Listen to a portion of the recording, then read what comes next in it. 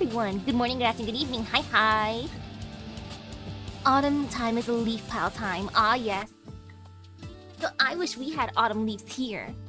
It's okay though. I at least got to see some orange leaves when I went to California a couple years ago during October.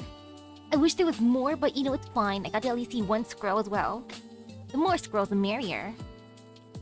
Oh yes, Surrounded. Speaking of California, I saw the post from Offkai how next year it's gonna be in April. I'm like, yo, they don't want people to recover their wallets. Like, ah. What is that, like 8 months to prepare? For anyone who wants to travel there from like far off? Sheesh! Ooh, you support plushie? Oh no! Ooh, for Boot Archive? Oh yeah, I saw some people, like I saw the angry post about it. Like good luck, hopefully everything gets fixed out, cause oof. Sheesh. I mean, it's understandable. That is a big change. For now, first of 1,000 autumns. Be the one. I saw there was a cutscene earlier, but I closed it out before it played properly.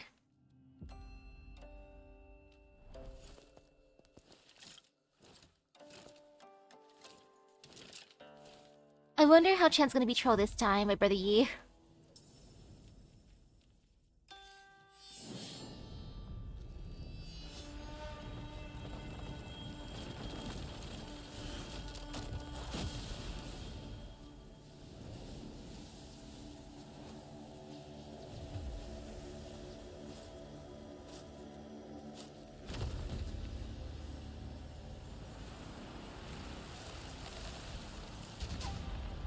It feels like Chen's now in the Garden of Grotesquerie.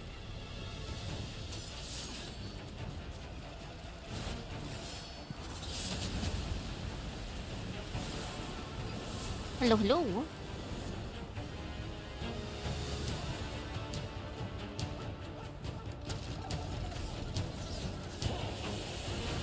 It looks so intimidating.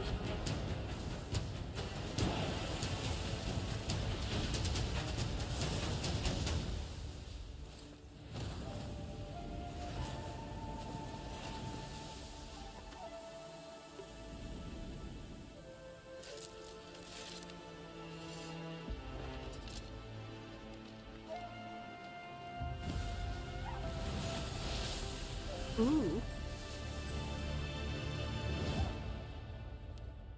New area.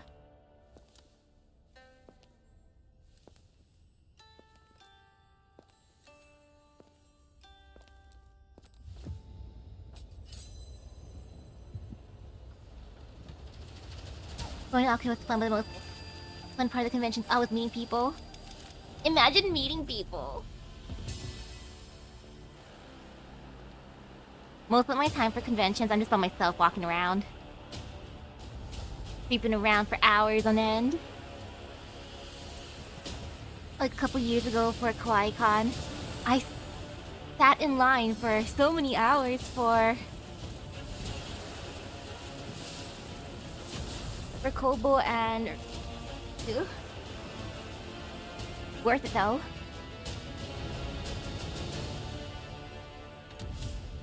Ooh, Weichi.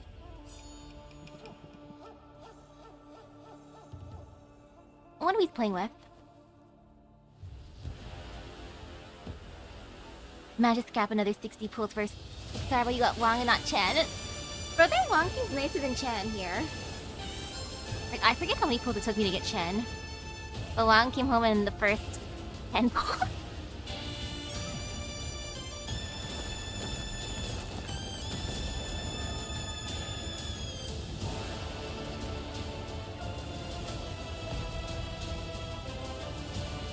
He's just floating there menacingly.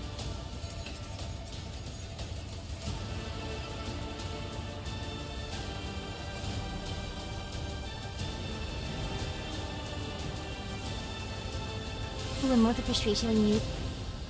Someone you wanted to meet was there, but you couldn't find them no matter where you looked.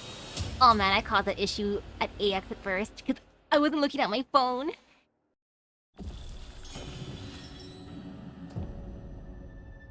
So I apologize to the people for first day for AX.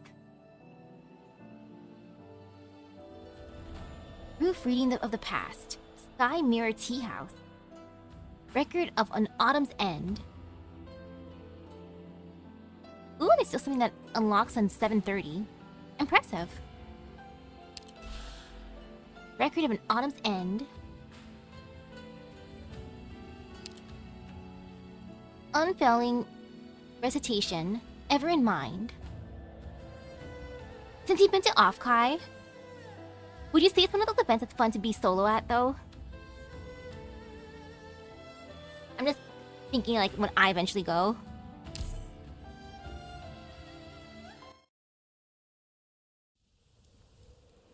Because hanging out with people is fun and all, but at the same time, I'm not expecting it.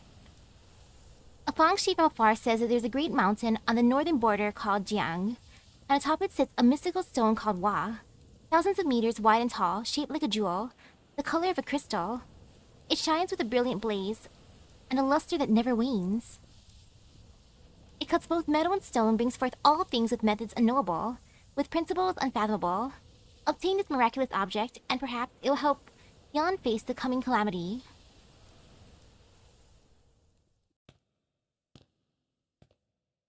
I don't get it, sir. We sacrificed so much for this. You intend to hand it over to the House of Yan? That man started the war in the first place and sent thousands to perish. Why would you aid the despot? We wish to free the masses from suffering, not to aid a single ruler. Fate shall play its hand in time. No one person controls it. I only pray for an early end to the strife, and the people will no longer suffer its torments. Ah, yes, yes! This is the fate of Great Yan. Ooh, being solo let you had a lot of freedom to who you wanted and your whims, but you didn't have any plans beyond go there and see who you meet. That's still a pretty good plan. I think for... Oh gosh, when I came to KawaiiCon a couple years ago, I only had that one thing that I wanted to go to. Other than that, I was just wandering. And then for the funnies, I signed up for a spot for a maid cafe thingy. Yo, still working? Madam Oni, Hoshiguma, sir. Last Mid-Autumn Festival, downtown was flooded with people watching the festival lanterns. Patrols didn't have enough hands to keep everyone off the roads. It almost got hairy out there. The commissioner was fuming over it. Oh ho, probably shouldn't have done that. The whole squad got punished for it, double patrol hours for the month. The commissioner even told us to be extra careful now since Chief Wei has been out of town. Sure, better safe than sorry. Well, good work, boys. I did just happen to bring some chow, so share it amongst yourselves. Thank you, Hoshiguma! We can't possibly take all this. Come on, listen to your stomach growling. Have a bite. What did she give them? Wait, what was that? It came out of nowhere. What kind of thunderclap was that? Wait, am I seeing things? Over there, in the sky. What is that? Who's floating there menacingly? Boatman, slow us down. Look over there. Do you see something on the river? A beck beast? But how's it on the river? And it's carrying a goblet? Ah. Just a mirage. What's so special about that? Don't you get those in Kou City? Break. Rain? Huh? Was it the sudden rain? Where'd that beck beast go? Huh. Autumn rain this year may well freeze my bones. Imagine having cold rain. Whenever it rains here, it's still warm. Reporting in. Report. The Fahrenheit has reached the final sentry post. Red alert. Repeat. All units on maximum alert. Whoa, cow. The thing doesn't look like a creature at all. It's a damn mountain.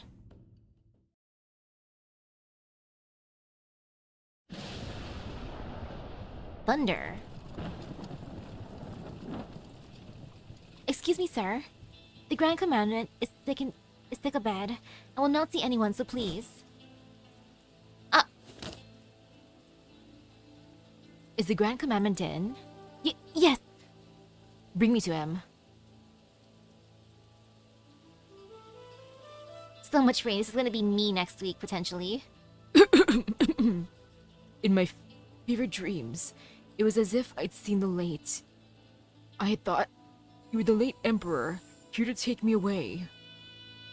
I know you often think of the late Emperor, but I fear anxiety has aided your brain. If you're thinking about your end already. Your Imperial Majesty, you honor me with your presence. Forgive the servant. I failed to rise for even a salutation. Have you deteriorated so greatly in the few days since our last meeting? Are you taking your medicine? I beg your Majesty's understanding.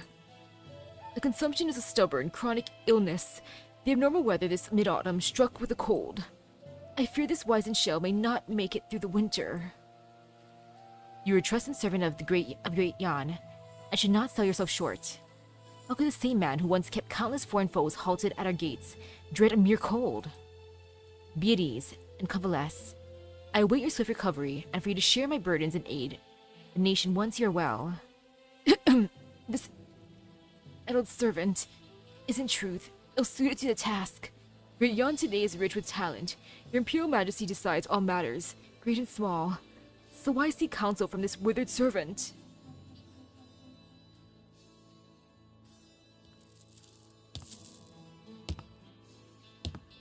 Tale. What a magnificent tale. I see. So the Grand Commandment is unsatisfied with my arbitrary actions and wishes to return home due to his illness. This humble servant would never dare. In the last 2 weeks, ministers across the bureaucracy and all throughout the land have stacked petitions urging war high my desk. Everyone is passionate, and few I would venture to call desperate. So for the Grand Commandment to claim illness at this hour, is this to compel me to... Your Majesty is indeed aware. All you need is share a view on this age-old problem. Your Majesty may not believe me, and ought to have faith in this. The will of the people. I'll be willing to try any other possible solution, as long as we can avoid spilling the blood of our troops so readily. Hello, hello. I thought you would know best my mind on this matter. Ooh, understandable for Afkai. Your Majesty is well versed in our history. Surely you must know.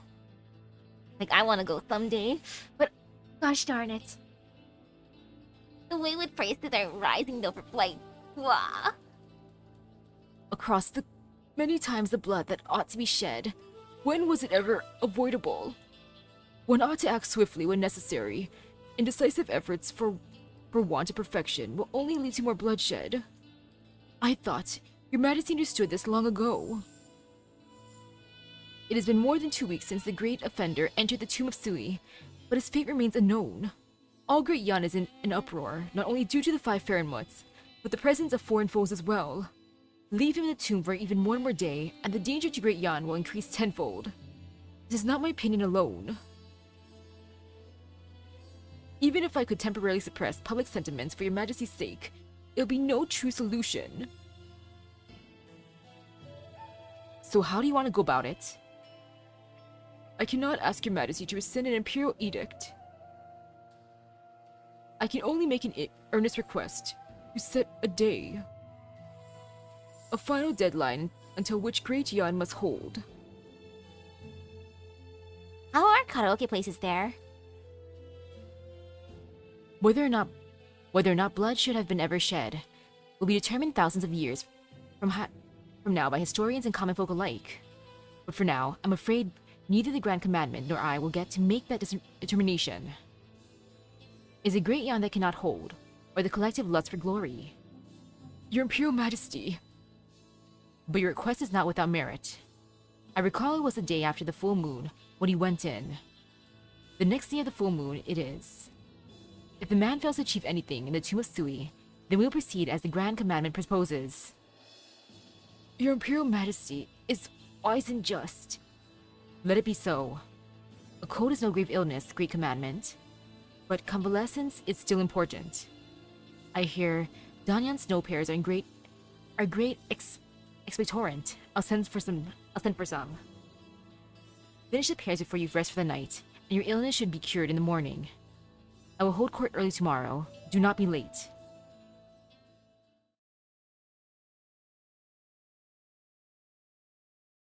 3 days before the day of the full moon. Ooh. Only 3 days ago. Sheesh! Are we outside? Oh, the chicken curry rice! Dang! Okay, that sounds really good. Lin Qingyan. Those Fairmont proxies have quite the mystical prowess. Is the application finally complete? Perhaps. No, just how many times have we tried? Is that complete? How long have we spent in the Garden of Grotesqueries? Based on the dates in the Tianchi Bureau's terminal, it's been more than 2 weeks since we entered the garden. More than half a month? Why do it feel as if we spent even longer than that? All the different paths. We don't know if anything's happened in the Tomb of Sui since we've been here. Yeah, this is happening during the Garden of Grotesqueries. Holy cow. 1102 is a very, very busy year. Duo, you asked how many times? I'm getting the sense this isn't our first time standing on the spot. Including the application, taking the jade roll, leaving the garden, and going back to town. I feel like we've done it all multiple times, and also his wallet feels lighter. It feels as if he's losing half of his money. Sometimes it's Mr. Yi who greets us, while the other times the Weishi player blocks our path. Sometimes the bestial Ho turns into a butterfly and gravely injures the bestial Sui. But other times we fall into a Geist trap and get chased out of the garden for no apparent reason. And this hunch isn't just a recent realization. It was a faint feeling at first, but it was only just now that I suddenly realized we seem to have been repeating our garden visits. If that's the case, maybe the application is finally complete? I certainly hope that's the case. Right, who's the token? It seems that Mr. Yi hands the rule to a different person each time we complete the rite. I don't have it. Neither do I. Then... A small object falls from Zuolei's pocket.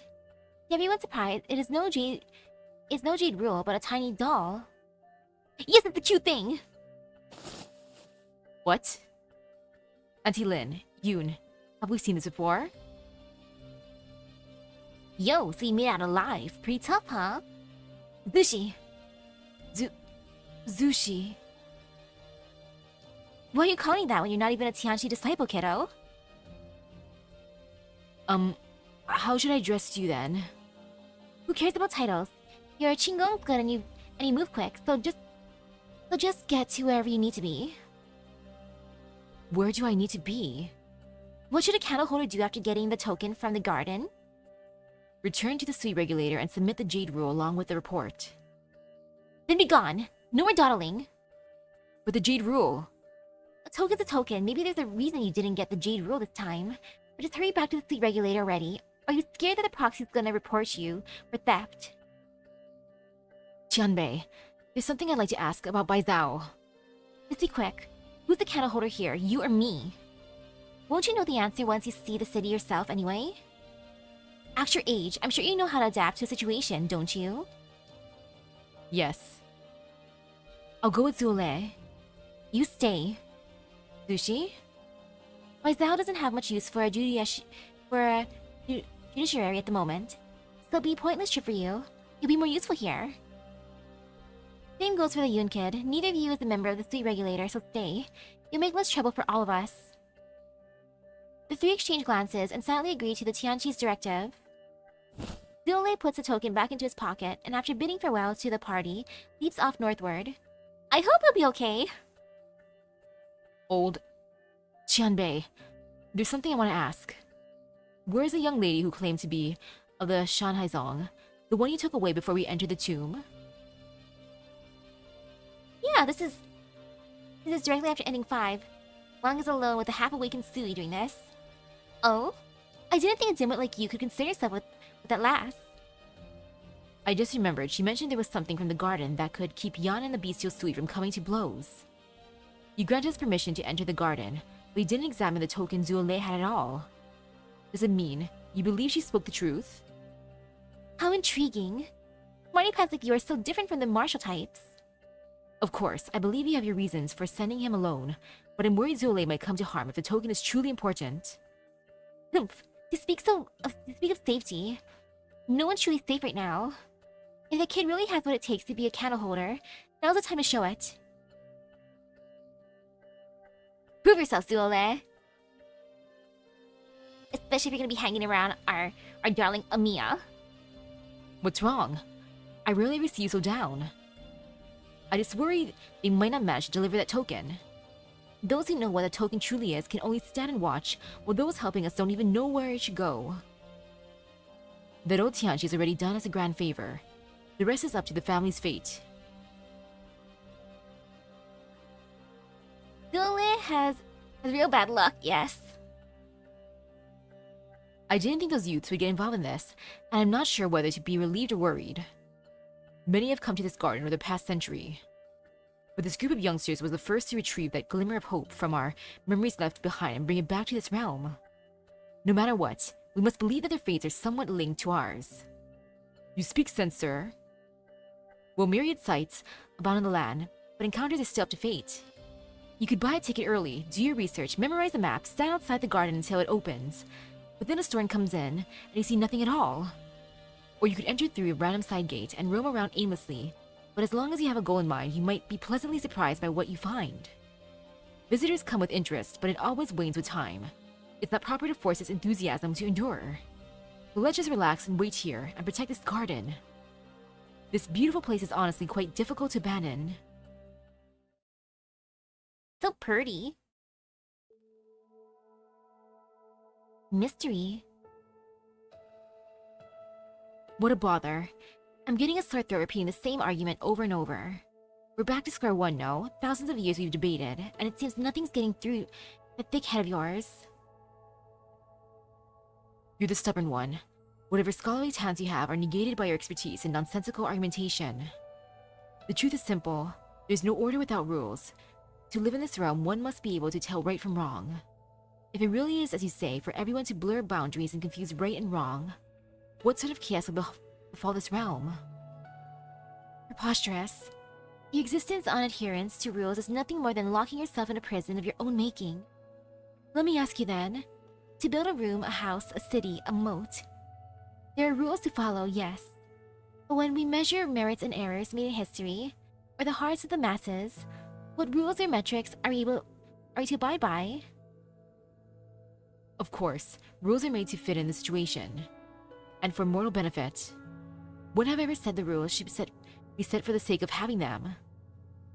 Where are we? And who are you? What the heck did Chen stumble into?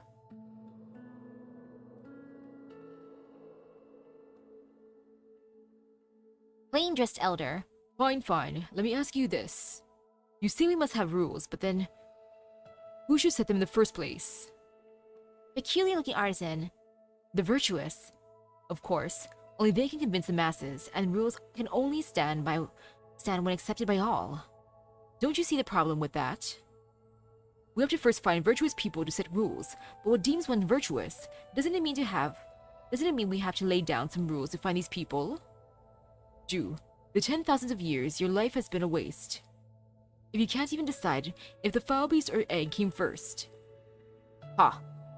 You're just unreasonably putting the cart before the burden beast to suit your fallacy. We already have rules called righteousness. You think they just appeared from thin air? Yeah. It's Ho and Ju now.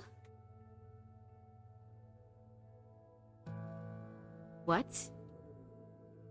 What are you talking about? Oh look, this one's about to wake up too. Awake or dreaming? Do you even have to ask? Just look at her, all lost. Obviously she's dreaming. Awake in a dream, yet not truly awoken. The girl is suffering from a headache over the dilemma she faces.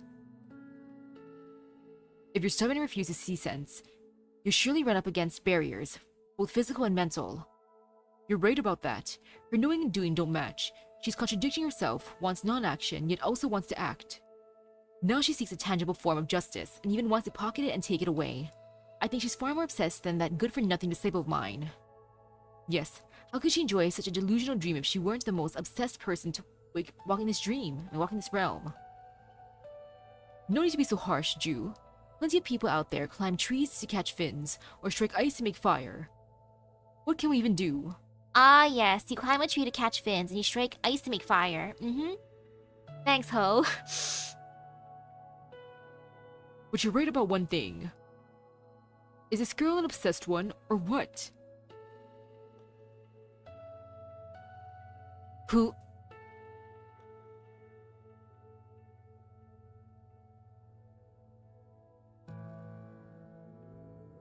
Aloof woman, what's the matter with you? Nothing. Did you not hear any of that? You're so weird. You've been staring into blank space for a while now. Did those guys give you a concussion? Don't suppose there's anything I can do about that. Thanks. I'm not quite. I just feel like... I've been here before.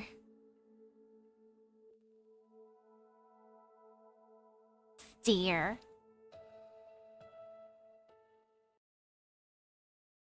Chen's bizarre adventures.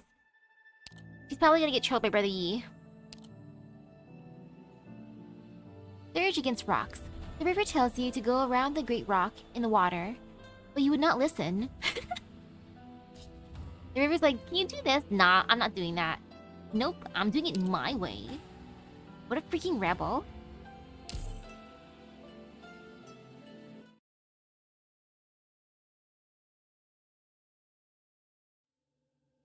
So not reading the Geiger test kind of puts you in the same spot as the others, with their memories being wiped each time.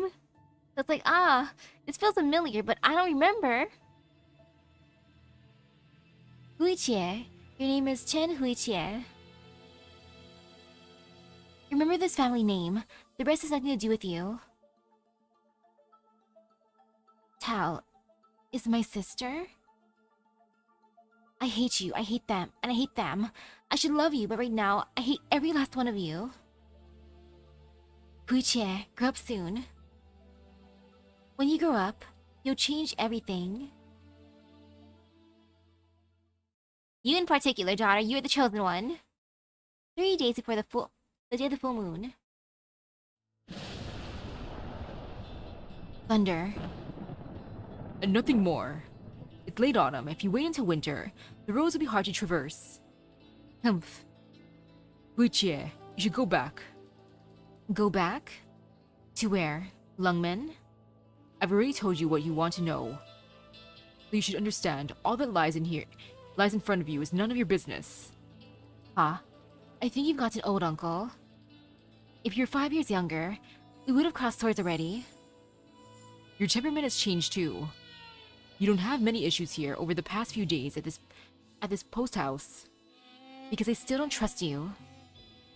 What you said, about the Grand Preceptor, about your brother, that other uncle I've never met, and the old true Lung. It's not my place to comment, but I have to say something. But if I have to say something, I'm just glad you're not the one running Yan. Good job, Chen.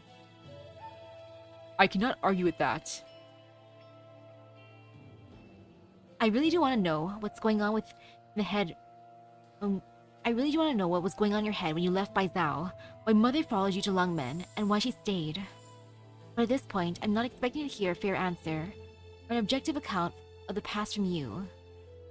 So I'll find the answers myself, and I'm not leaving until I do. You have a knack for messing things up when it matters most, especially when it's about you.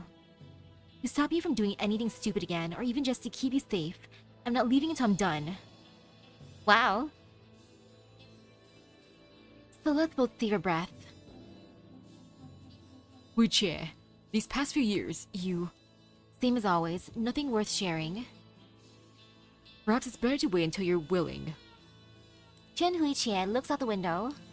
The lights of the far-off nomadic city have been dim for days, leaving Bai Zhao's skyline vague at night, like the spine of a ferret in hiding. She tries to imagine the colossal creatures from the ancient fables only recently confirmed as real to her. Fine autumn rain drizzles against the window like pins and needles on glass. Still no news. Then that's the best news we could ask for. There is no hoping for a positive turn of events at this point. So if anything strange happens in Baizhou, Yumin won't hesitate to go to war. This bestial slew you talk of, the unrest it might cause, and any battle it might provoke, no one's sure how any of it could turn out. Correct. So this is a secret Great Yan has hidden for over 1,000 years. You two are so alike. You don't imagine Chen knows that she has a family relation to the True Lung as his niece? There's a strange detail though. Time is running out, but in the past 10 days, there have been no more than 3 messenger parties traveling between Yumin and Baizhou. When Yumin is facing war, we should expect far more traffic. Lord Wei, a visitor. At a time like this? Send them in. I trust you've been well, Lord Wei. Likewise, Grand Tutor. So you're the Grand Tutor of Yan?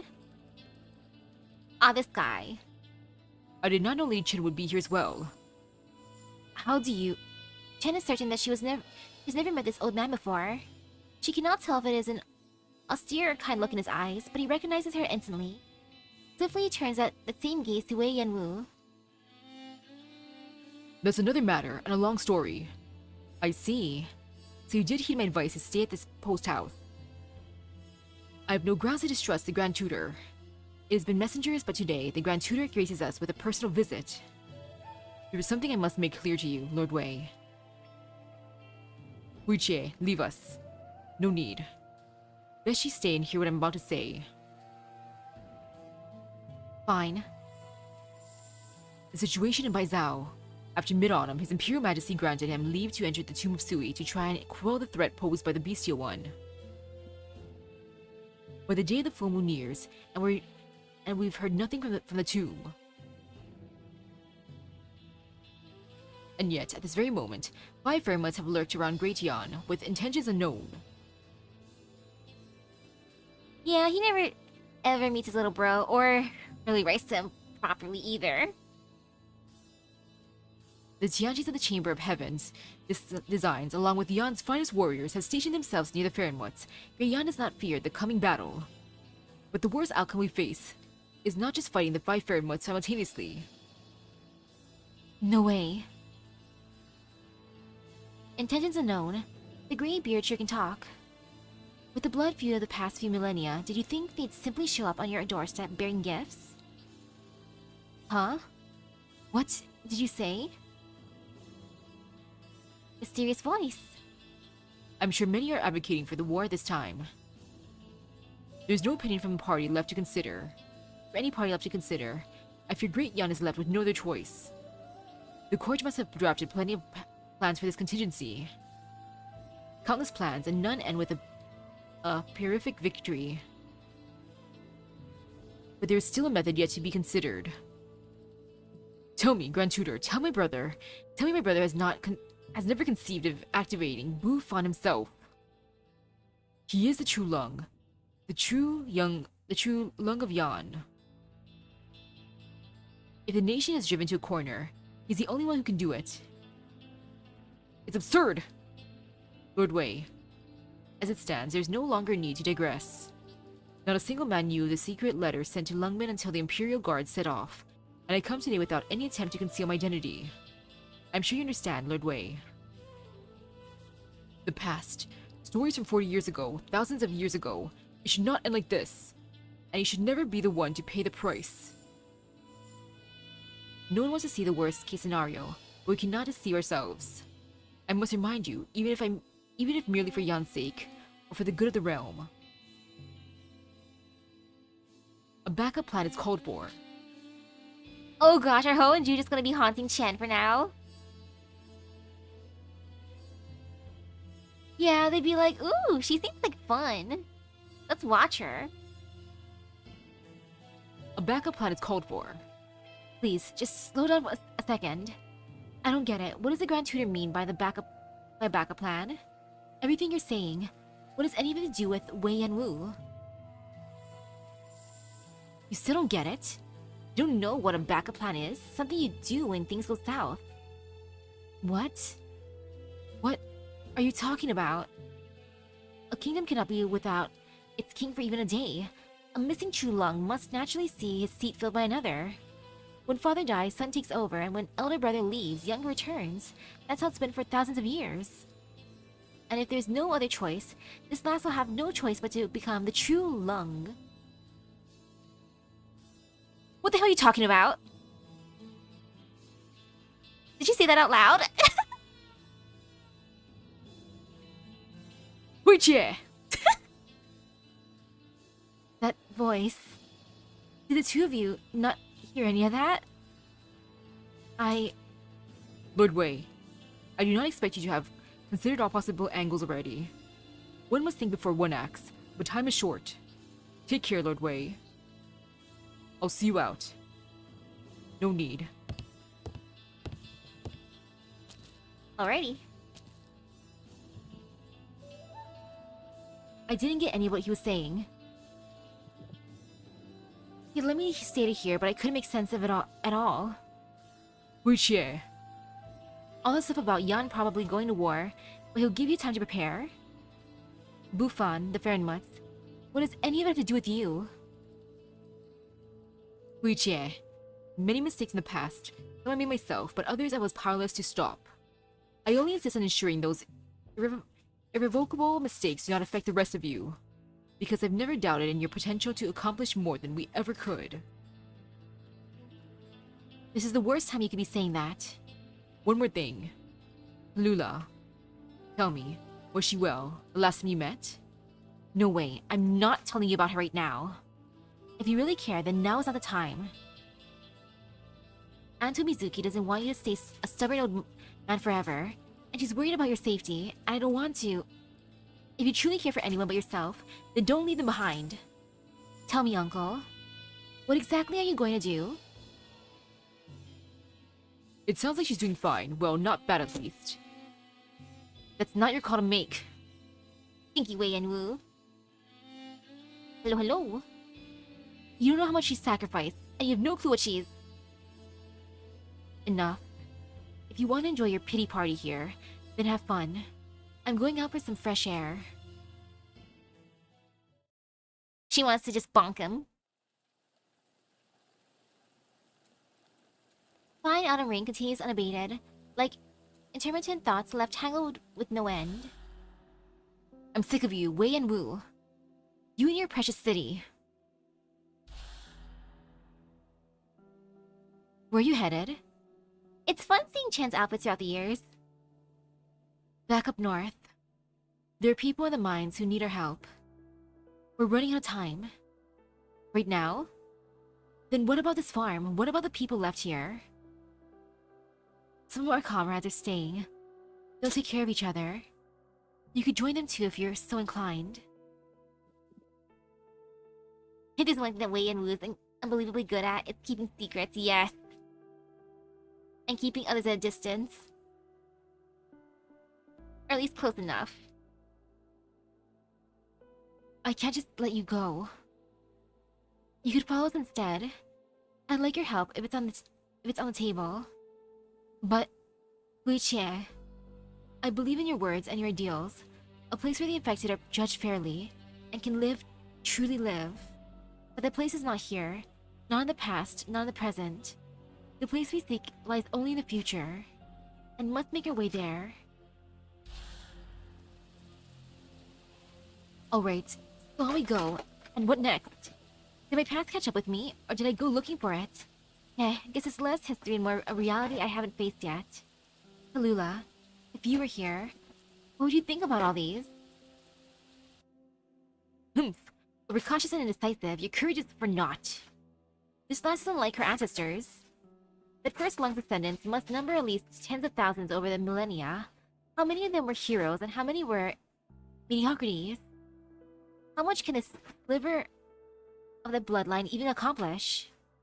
With a mind this turbid, as if trapped in a dream, can we really trust her with anything? Wow! Or is it because those old blockheads refuse to bend? No wonder the youth are too inept to handle things on their own. She's been on quite the journey. She must have other special skills beyond her brute swordplay. She can hear all this.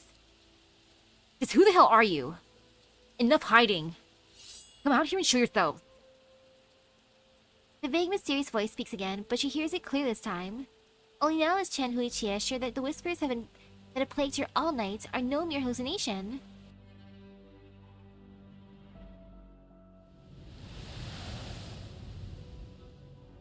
Ha! Just look at the girl, inexperienced, yet quick to anger. I'm glad you want to know. If you truly seek your answer, why not find it yourself? Chen's probably like, oh no, is this how my sister felt with creepy snake uncle just whispering things into her ear all the time? But this time Chen has two dudes, they're just roasting her.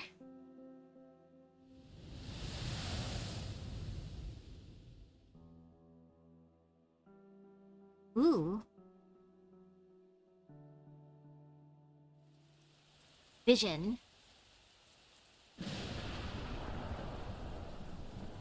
What the? What was that?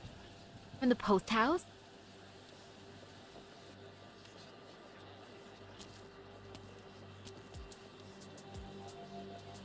Lady Chen.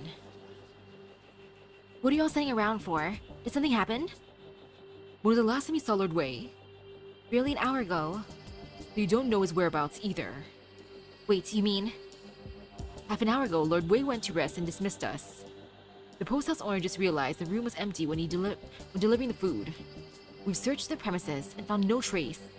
Lord Wei is missing. No note left in the room. An empty room as if it never housed a guest. He's been isekai'd. So he actually managed to slip out with all of you watching. Again, yet again, Wei Yanwu. Lord Wei received a letter personally penned by the True Lung, summoning him to the capital. We tried in vain to dissuade him. We could only follow. Let's tentatively assume that he's making his way there. We failed to ensure his safety, and our crime is unforgivable. However, I fear entering the capital now would only... Don't worry. Chen interrupts the shadow guard. Whatever the case, he left without a word. So this time, I'll find him. And when I find him, I'm gonna give him a nice smack on the head. And tell him, don't do that again! Surge against rocks. Draw a bow. Interesting. This should be fine. Oh, what are these dudes doing? That is money. Ooh, they're friendly. I like that. This seems either by choice or he went to do something or someone kidnapped him. I feel like he wasn't kidnapped.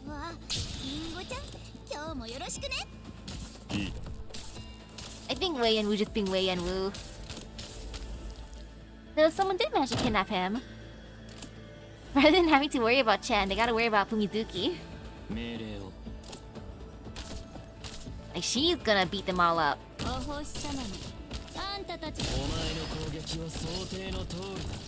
I don't know.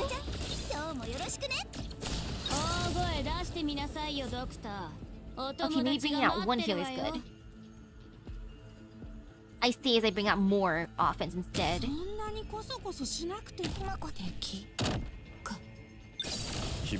Hehe, more violence. Need for violence.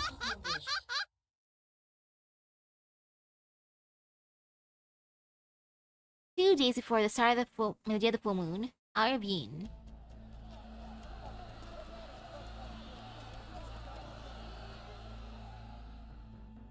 These are gonna be the busiest 48 hours. Reporting in from the hour of Yu yesterday to the hour of Yin today, we've moved more than 80% of the residents from the area around the main street to Pneumatic Plate C. Some residents remain due to official duties, property concerns, or other reasons. Urgent to settle their affairs at once and leave material goods behind. Time is almost up. Understood. Also, strengthen security inspections at checkpoints. Report any suspicious individuals or situations to your captain immediately. Yes, sir.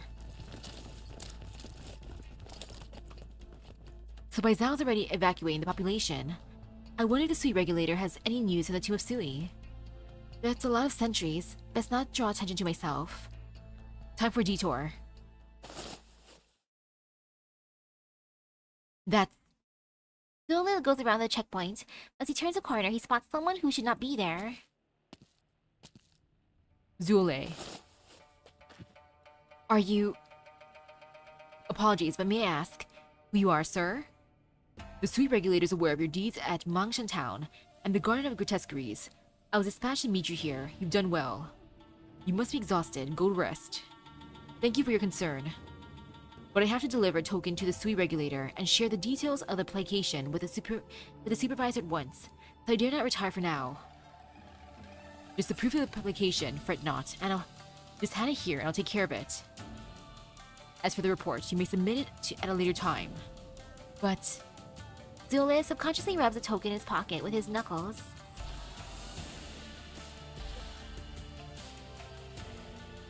This is a special case, so I must submit the token and my report to the supervisor myself. Though doubting me when I have the approval penned personally by the supervisor for my actions right here. Zule, I know you're very conscientious, but the situation is complicated. You need not be stubborn. I'm sorry, sir, but this is all too sudden. I don't know where this change is coming from. This is thus. I do not doubt the supervisor's orders, but could we at least head over to the sweet regulator together so I can get a complete grasp of the situation? Sir, what is the meaning of this? Is someone obstructing official duties here? Stay your hand, for now. I've never seen the sweet regulator cooperate with the patrol battalion before. As I said, things are complicated. This is how affairs are handled in wartime. Zule, tarry any longer and we may hinder our battle plans. I'm acting on orders. If you have any further questions, save them for the supervisor herself later. Acting on orders. Dare I ask whose order these are? That is classified military information that may not be leaked, Lord Zuo. I'm sure you understand, seeing as how you grew up in the barracks. 300 cattle holders in the sweet regulator, and none know each other's past. Well, how do you know my background? Who are you? Seize them.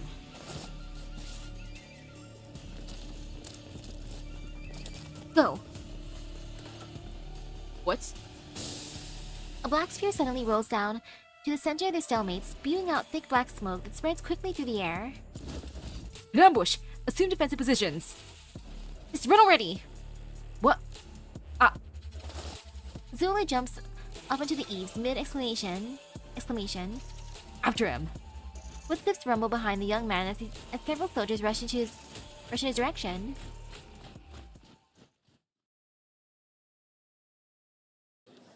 Form a line. There's still time. No need to rush. Think carefully. Did you leave? Did you leave it at your desk? At your desk? Yeah, probably. What's the matter? Sir, we finished an experiment outside the city, and only just the evacuation order. We left something important in the school laboratory. We'll be back once you've fetched it, I promise. Can we go? Time isn't on our side. What could be so important? It's really important data. We spent years just to collect it. If we can iron out the issue, then maybe, just maybe. Show me your student card, and then go over there for a security inspection. Thank you, sir.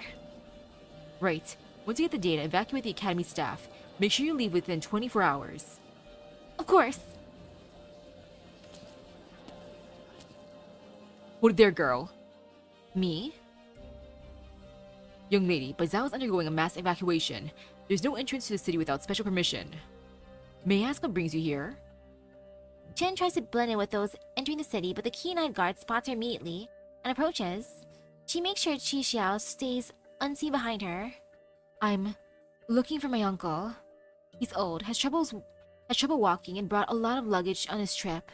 So my aunt asked me to escort him out. But when the Ministry of Revenue issued the evacuation order 2 days ago, they brought out every elderly resident. My uncle isn't a local. He's a tourist from Lungmen who came here for mid-autumn. He's kind of a loner and really talks to people. He spent the last 2 days waiting for me to come pick him up at the inn. Your papers, please. Sure. Lungmenite, Chen Huichie, former senior superintendent of the LGD. And you're an infected? I retired from the force because of it, but that was so long ago. Thank you for your service. You may go. If you don't manage to find your uncle, seek the nearest guard for help. Make sure you leave the city within 24 hours. Thanks for the heads up. Right, could I just ask, have you seen a tall lung with red hair and horns pass through here since yesterday? No, but the description is somewhat familiar. Don't worry about it, just a passing thought. Duoxie, I'll be going now. These guards are surprisingly nice. As long as you have your paperwork, they're like, okay, you can go through. Wait, miss, where you headed? A muster signal? What's happening over here? Over there? What?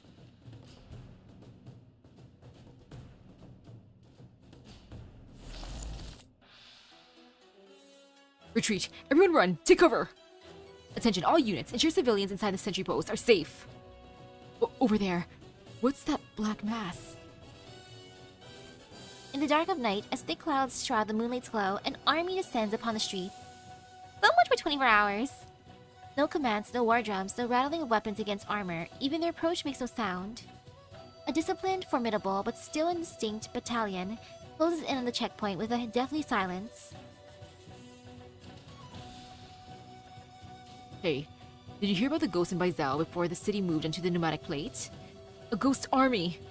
You believe in folktales too, probably a mirage caused by the strange weather lately.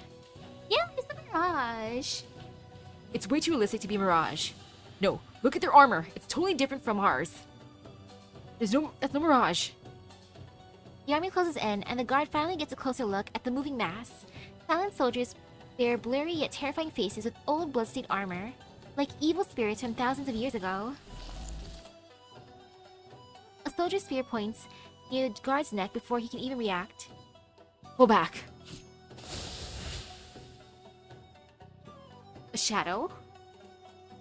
The Imperial Guard apprentice slashes forward, but merely changes the spear's trajectory, while the immense strength hidden in the soldier's attack startles her. It seems to be on two sides of orders that's happening inside. Chulung waiting Wang to deliver the results, and there's the Great Commandment, who wants to act and deal with Wang on possibly making things worse for Great Yan. The candle holder supervisor, the way she's giving out orders, they're on a hurry with something based on the start. But with this happening, it's like, yeah, they gotta hurry up. There's already an army coming out of the sky. The spear point sleeps above her head, but the weapon unnaturally whips backwards, heading for vitals. There's nothing inside. The soldier is destroyed by her slash. Strangely, the other soldiers do not treat her as a foe and simply advance along the empty road silently with no discernible destination. Captain! Send word to the other barracks. These soldiers are anomalous enemies. Exercise extreme caution against them. They do not seem to be actively hostile, so don't initiate conflict. Evacuate anyone along the way and be on guard for developments. Captain, where they come from? What even are they? Ghosts. Nah, geists. Geists. Dispatch the men to update the Sui regulator once. They're merely marching toward word for now, but we cannot allow them to endanger civilians or trespass into restricted areas.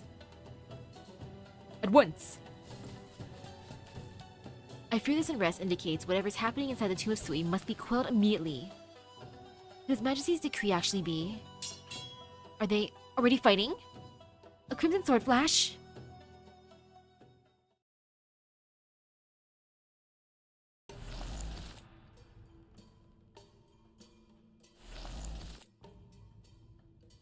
So many of them.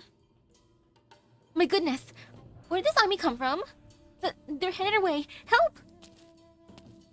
Hi, pretty lady. I love her design. The purple is so pretty. Script geists. So the same old luck. Whose ancient dwelling dream is this? Is it because I woke up, or because he returned home? If she isn't another sweet sibling, I want to summon her for sure. Look out! Are you alright, madam? Thank you. How could I ever repay you? What? There's no need for that. I don't know where these creatures crawled out of, but they're dangerous. Just be careful.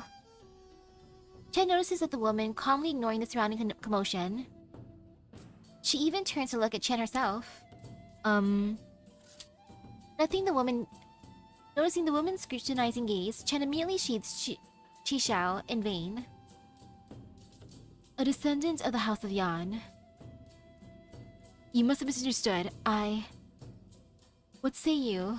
What's the difference between forcing one person's will upon the masses and enlightening the masses with the insight of one mind? Where's this question coming from? You do not have an answer now? This isn't the best time to discuss it. What a shame. Perhaps we can continue our conversation another time. Perhaps. The woman does not wait for Chen to respond before melting back into the crowd. Strange lady. Actually, are these monsters that popped out of nowhere related to the bestial Sui? They seem to be coming from the same direction.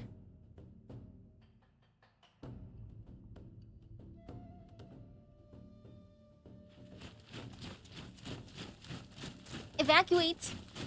The patrol battalion flashes across his view as Zuolin hides behind a wall.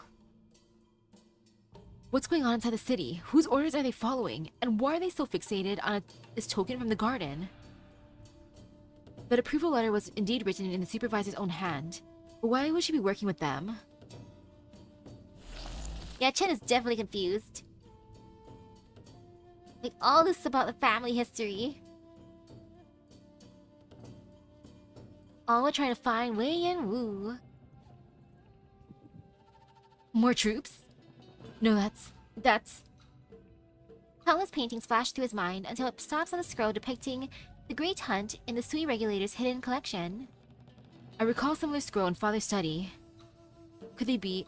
Geists? As he stays deep in thought, the leading Geist suddenly rushes towards him. Look out! The black Geist disperses, leaving splotches of black ink on the nearby walls. This ink stain? A script Geist? But how? Don't tell me. That banished proxy.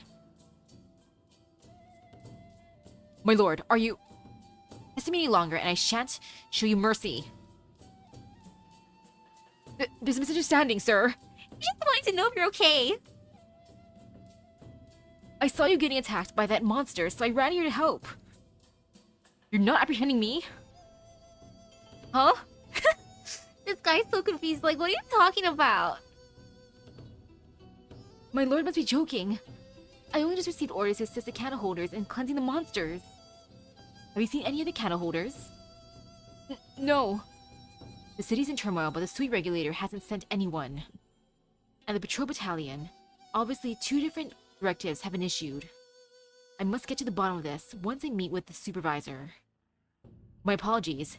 This was my mistake. Please excuse me. It's dangerous here. Keep safe. His sword flashes in a spin as Zuolin dispatches several nearby Geists, and he instantly vanishes into the alley. Okay. So fast! Ah, why the rush?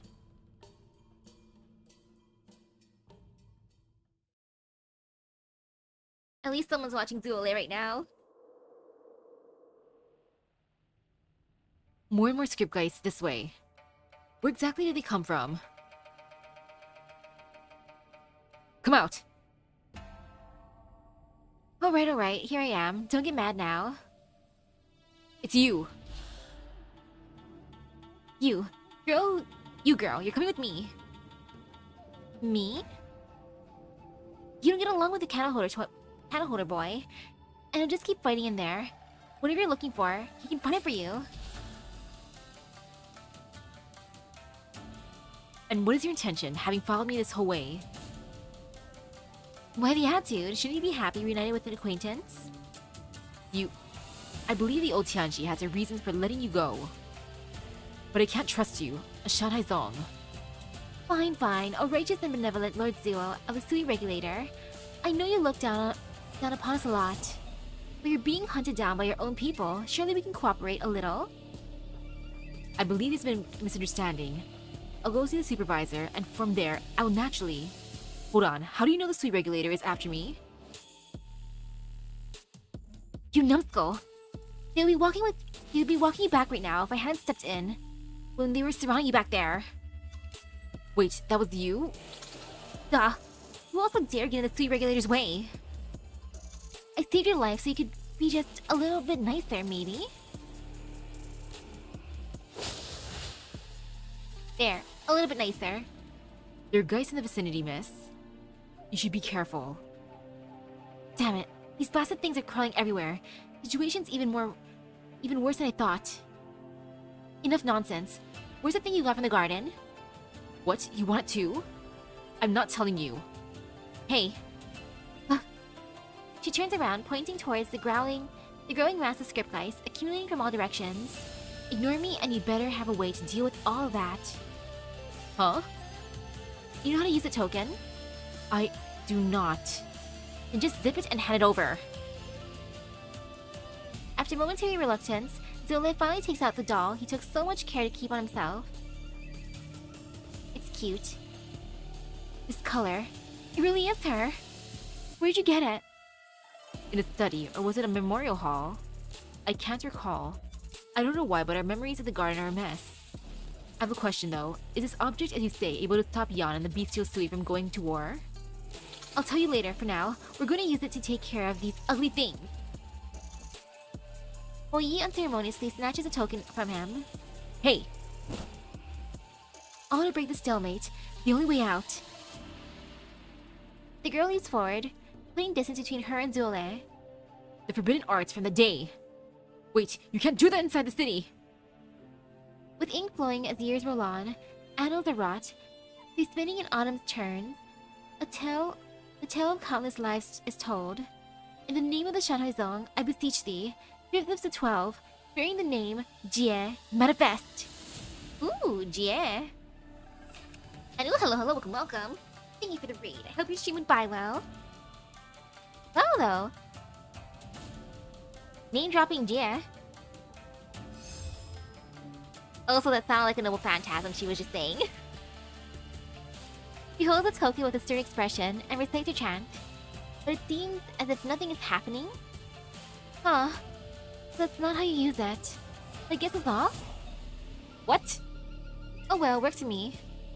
Let me borrow this for a bit, and I'll give it back once I'm done studying it. Wait, you're not going anywhere!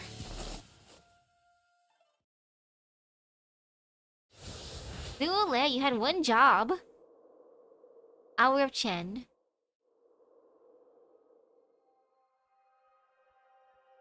The guys vanished with the sunrise. They're all coming from here, so this must be the source. The Sky Mirror Pavilion. Is this the place? Hello, Luflamin. Who is that? Stop right there.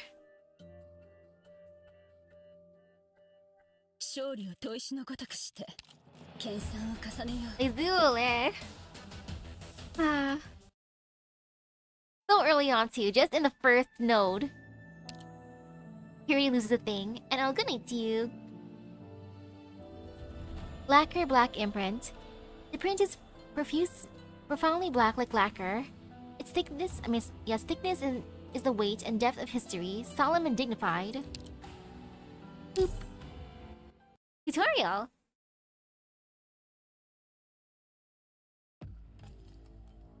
Now, what am I learning? I haven't been back to the Sky Mirror Pavilion since she left us. These glyphs on the ground. A mechanism built by those old bones. I hope the design and brute force won't do a thing against its complex construction. They greatly reduce natural DP regeneration rate. Careful now. Don't let them affect you. Do not stand on them. Those glyphs. Just summon some enemies. Perhaps even hold their own ink in check. Rude. You want to talk? The glyphs of these glyph tiles will periodically be printed by the stamps here. You mean those stone pillars that fell from the sky the other time? Yep, just like you are battling on a giant printing frame. Stamps will periodically fall on these glyph tiles, dealing true damage to units on these tiles. Different effects will trigger according to the glyphs on the tiles. For example, this kind of wealth glyphs will produce matters of money and provide DP upon entering the objective point. This kind of soldier glyphs will produce enemy units called wield arms. I see, so glyphs with a gold border are helpful, while those with a red border are harmful. I'll hold them off, Dusk.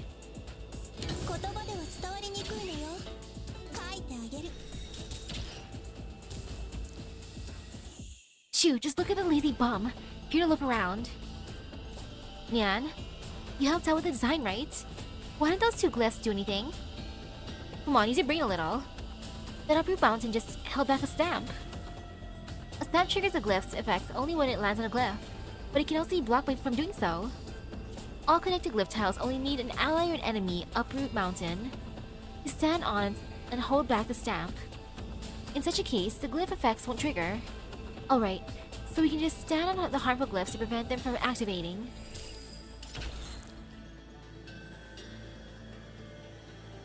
The other uproot mountains are moving now. You and I will help. Protect your operators on the harmful glyphs and prevent enemies from standing on helpful ones. Focus, Nyan. We'll put a stop to this together.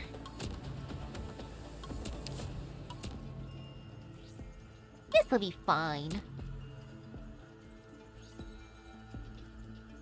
Yeah, no fear. 眼前の風景のなんと美しいことよ。戦場となったことが口惜しい。私に戦場砂に沈みて、相思未だ報い。 Yeah, I probably should put it the other way, but it's okay. It's too late now. し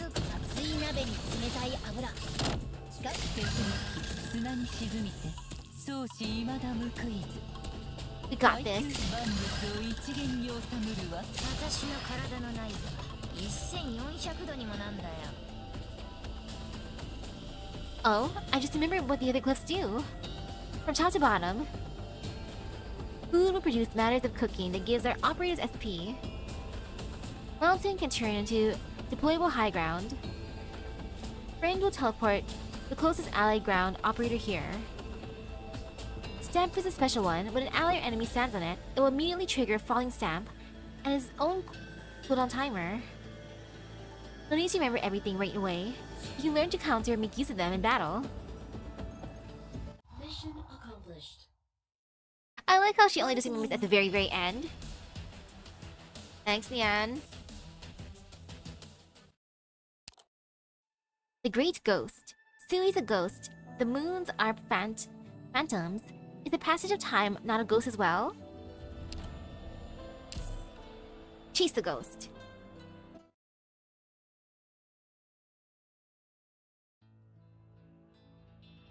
Here you are. The same game of Weichi, the one that you've lost countless times over the centuries. You're trying to fight the whole with its parts. All well-laid plans, no more than child's play in my eyes. Drowning yourself in children's toys, a battled habit of yours. This challenge is simply a repetition of thousands of defeats of the past. Ha.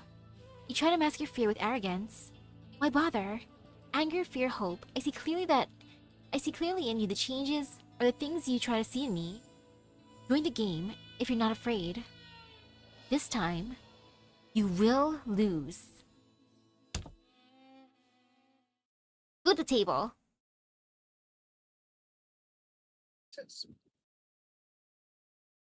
I'm defeated.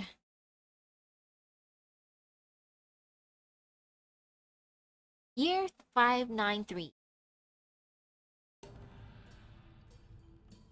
I did not expect this variation of the offset play. You had a chance if you did not continue to seed the ground the center around the 100th move, hoping for a draw. I did not have a clear view of the developments to come, so I picked the safe move. I see I was mistaken. Haha, I thought my Weichi skills had improved, but it looks like I'm still far beneath you. In this last battle, we were only able to avoid heavy casualties thanks to your strategy of conserving our strength and luring the enemy deep in. This return to the capital is an opportunity for you to rest, but I expect it will be a long time until our next meeting. You don't seem concerned with victory or defeat. Why obsess over such things in a meeting between brothers? Not just Weichi, it seems that nothing ever concerns you. You're always content to act the part of the kind benefactor.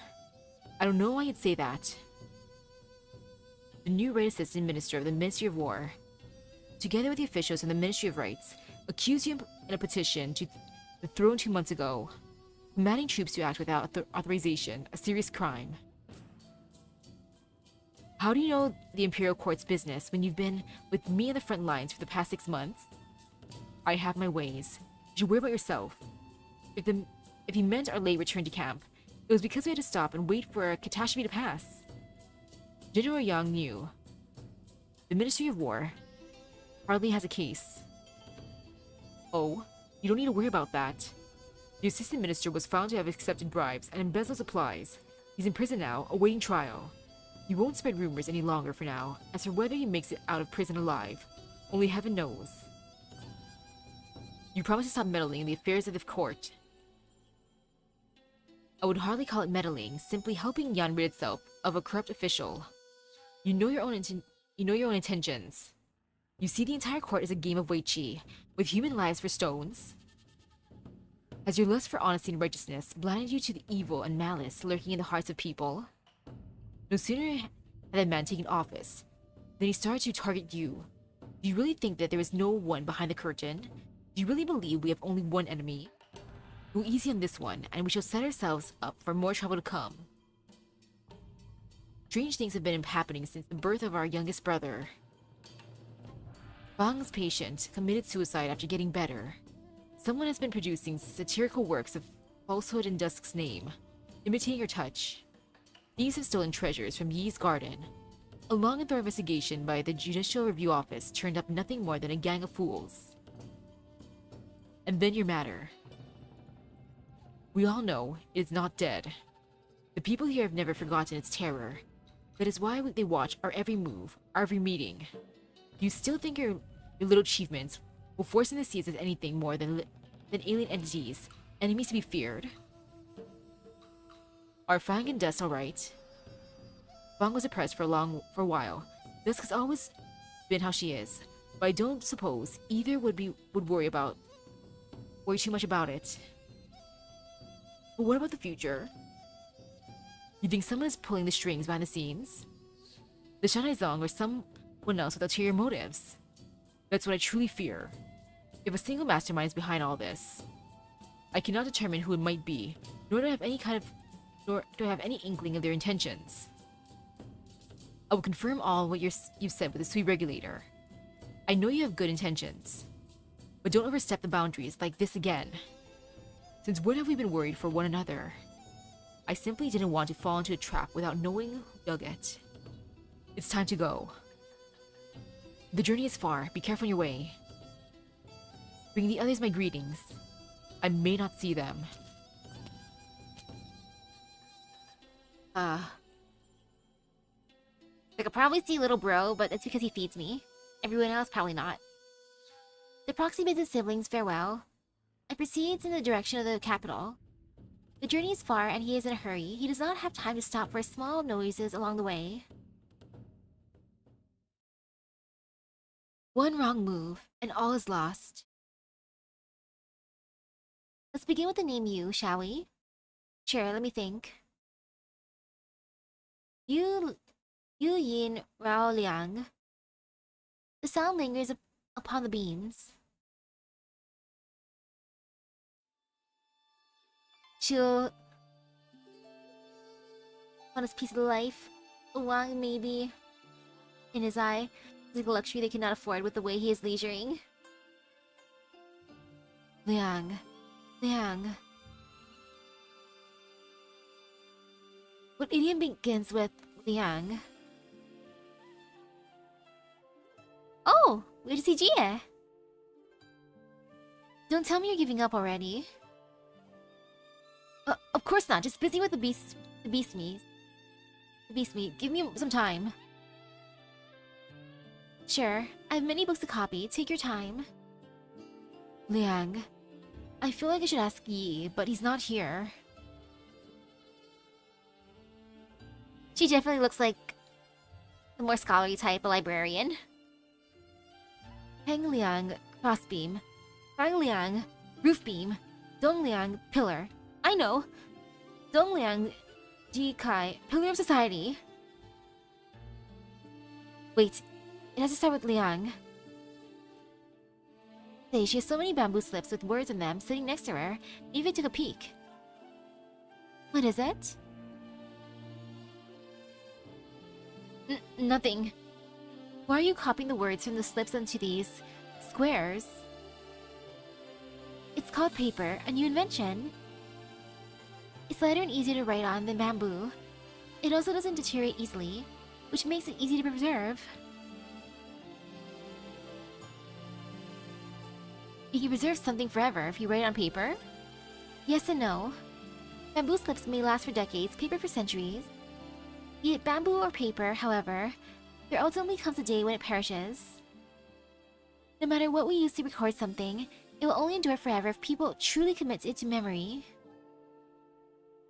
Just like how people remember your cooking when they taste it.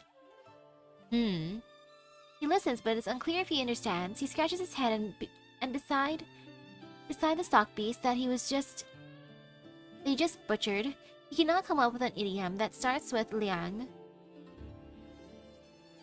Suddenly, a small piece of bamboo falls in front of him, and he sees the words on it. Liang Shang Junzi. Man of the roof beam. Not bad. Eh? Let me think. Nishu. Let's stop here. This word chain game is so hard. Why don't you play it with Ling and Dusk the next time you're here, and I'm watching the sidelines. Are you hungry? Do you want me to cook the meat? Sure. Can I have the bamboo slips if you don't need them anymore? For the fire? I suppose. He's like, I did say that these will perish eventually, so I guess take this. The young proxy takes the bamboo slips from his sister and skillfully cuts them down the middle into long, sharp sticks. Ooh! Skewers. What are you making?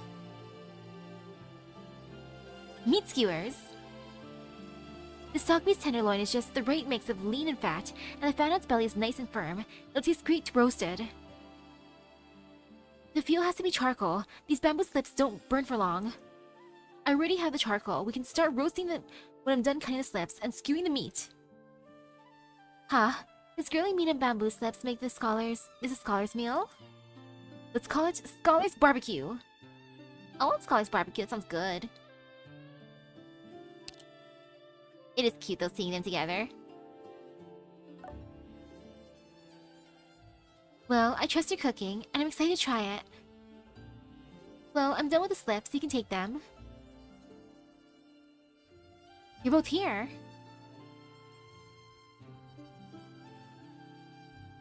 Oh?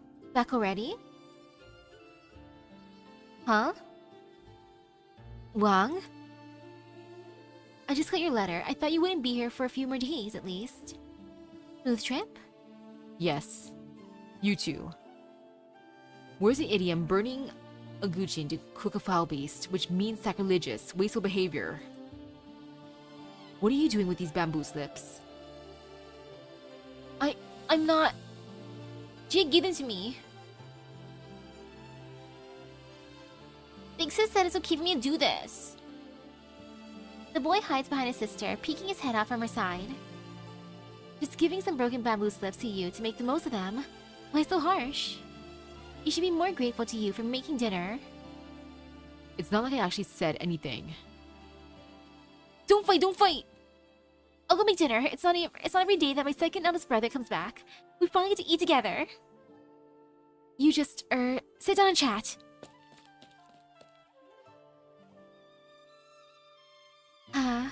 He's always been a little afraid of you. Can't you be more gentle? He's like, that's just my face and the way I talk. Are things not going well? No. I see. But we don't get together very often, and you misses you. Anything you want to say can wait until after dinner. Munch munch. So unsettling these things have been happening So unsettling things have been happening without my knowledge. You don't look worried at all. I'm worried. And I'm just surprised that you show so much concern for your siblings, brother. Siblings in the sense that we are born from the same fragmented consciousness, not true blood relations. We each have our own interests and ambitions. Our fates are none of each other's concern. We walk different paths. Do you truly think so? Or are you just a tsundere? My views are different. See? It's been centuries since we came to the mortal world.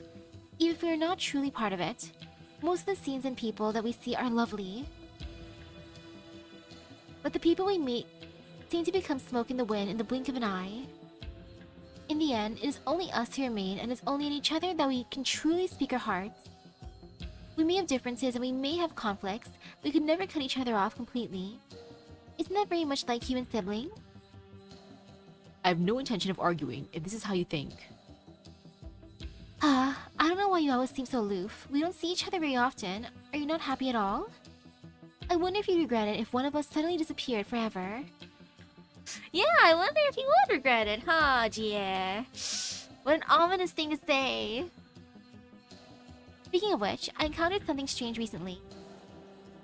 One night, I was about to go to bed when I heard the sound from the study. In the garden, I saw through the window the silhouette of someone bending over the desk, writing something. I hurried into the study to find no one, only the Jijujang that I had been prescribing the past few days lying on the desk with scribblings all over it. Jia takes a scroll from the desk. One word is written over every neatly written character on the page. Sui. Ooh. Who do you think could have done it? There's only one possibility. It is awakening, and is attempting to interfere with us in some way. We thought its consciousness had completely faded after Yu's birth. But it's still alive. Still sleeping, with the stuff of our nightmares. If it does awake, we'll become its fleeting dream. What do you have in mind? Jie, who do you have after 100 years? Well, you. Sister, I have you. Yeah, after 100 years, haha. I don't know yet, but I'll think of a way. I have an idea if you'd care to listen. I only recently thought about it when I compiled the histories with the people of Yan. There are inevitably some mistakes no matter how careful we were. Unlike ordinary writing, it takes great effort to correct mistakes written in the histories. Jia picks up a writing knife from the desk, uses to scrape bamboo slips, picks up a scroll, and gently scrapes the paper. The ink that has seeped into the paper, even smearing the next page slightly, disappears without trace when the writing knife touches it. The paper is blank, as though nothing has ever been written on it. This knife. I think my influence has changed it. I have a faint feeling that the words it scrapes away, a history, or at least a name, don't just disappear from the paper, they disappear from the people's hearts and minds. Perhaps there will come a day when we use it to scrape the word Sui from all texts of this world. You can do that? Not yet, right now. It's only a writing knife, albeit an unusual one. But I can feel it. The more words written, the heavier my knife and pen become. Perhaps we're all the same. We discover the answer to who we are in that primordial void. Then we understood the meaning of our existence in the mortal realm. This is what proves that we are different from it. Perhaps there will come a day when our strength exceeds it. Then we can truly break free of its influence and live as ourselves. As long as we don't forget who we are, of course. Like, what an interesting ability they gave her. The more she writes and learns, the stronger she gets.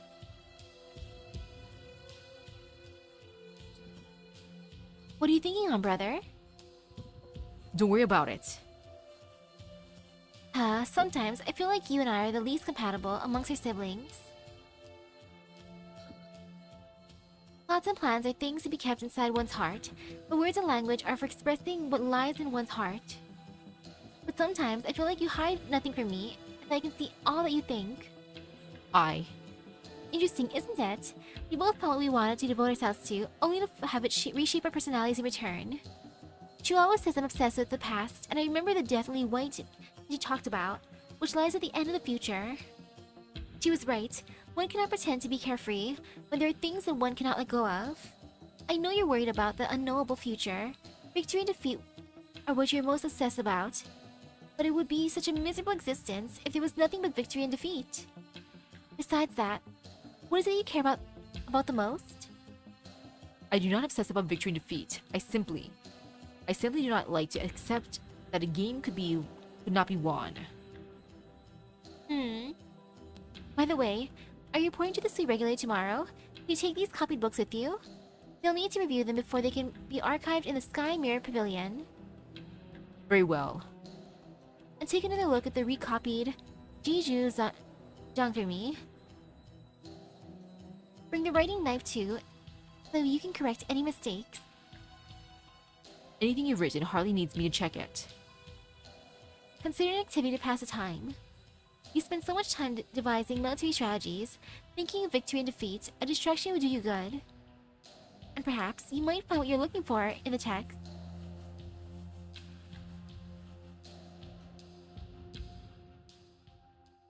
Prepare much of the evolutions, unlike Terrans, whose arts are learned or by chance. Pending pyramids are to evolve in a way that fits their personality and passion. Especially pyramids evolved into divinity, their arts might work the same way. Like, their arts are cool.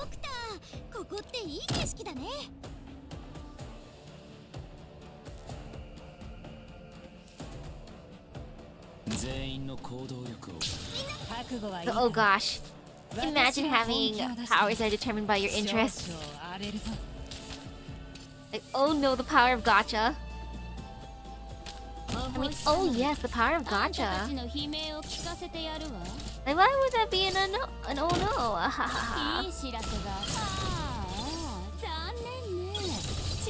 Oh, terrifying thought.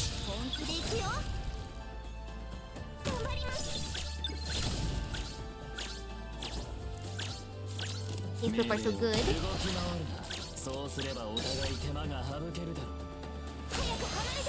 Over here.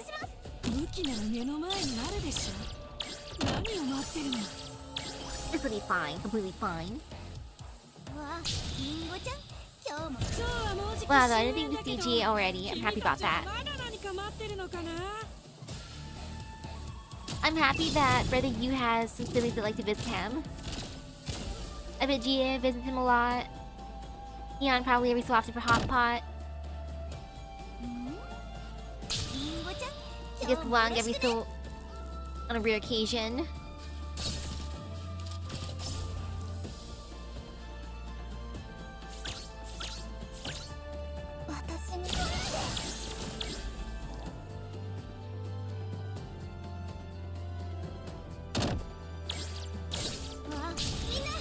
Yeah, I can't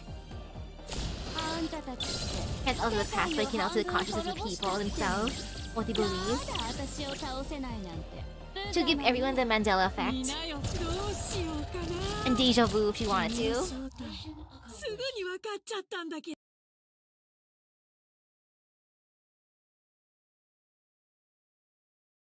Year 593. Better to sacrifice a few stones than to lose the initiative.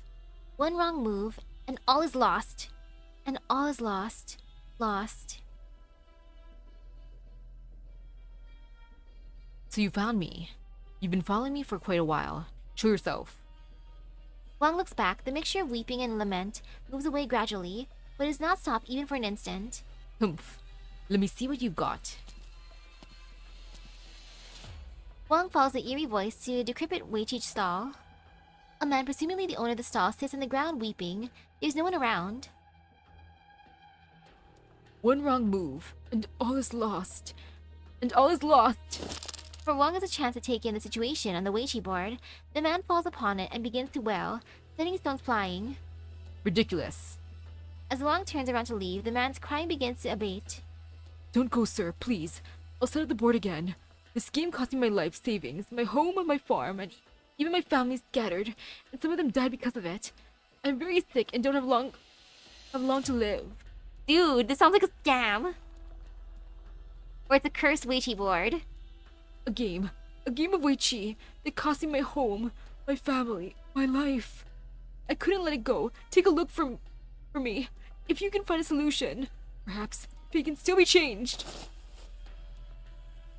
The man goes from sobbing to howling. As Wang stands motionless, the man picks up the stones from the ground and quickly sets up the board. Set up, probe, entrap, sacrifice, fight, exchange. The man's hands move at a breathtaking pace. The game begins to grow as though it is alive. The war raging from the corners to the center, then to the other side, which still lies empty. So fast, the eyes can hardly keep up. Before one can react, the man has put a black stone in his hand. Your turn, sir. How? Yes, how indeed? Black and white should have taken turns placing stones, but no black stone can be seen on the board. Once you hold one, how should the game proceed? This is ridiculous. I'll take my leave. You ought to understand, sir.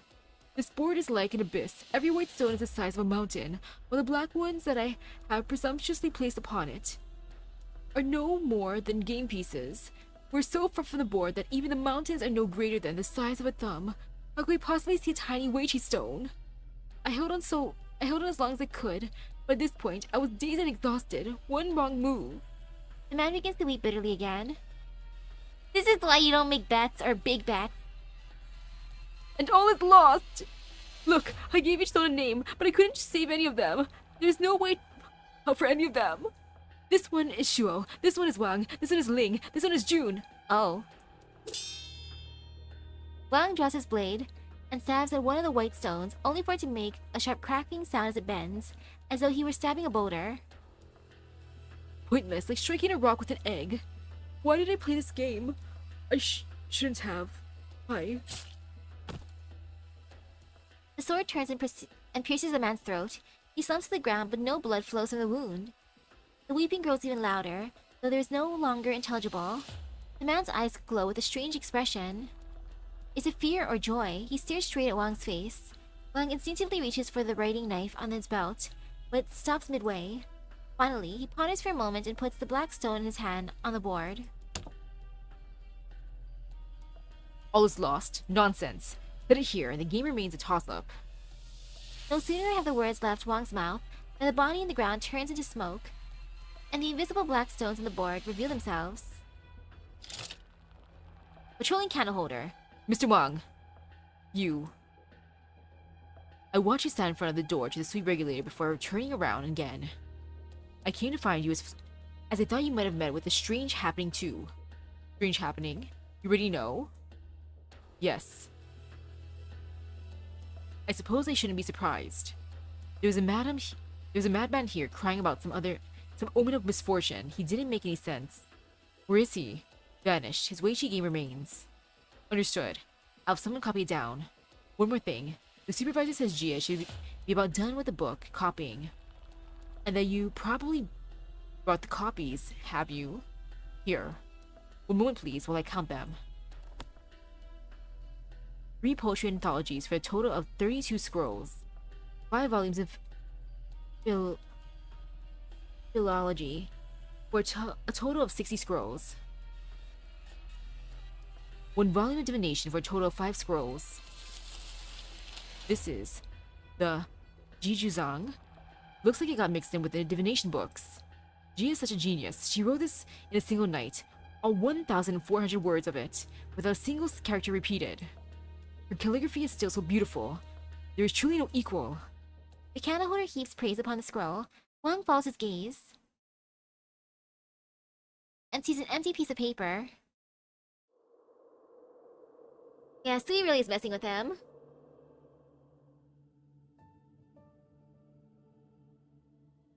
I remember this 500 years ago in the capital.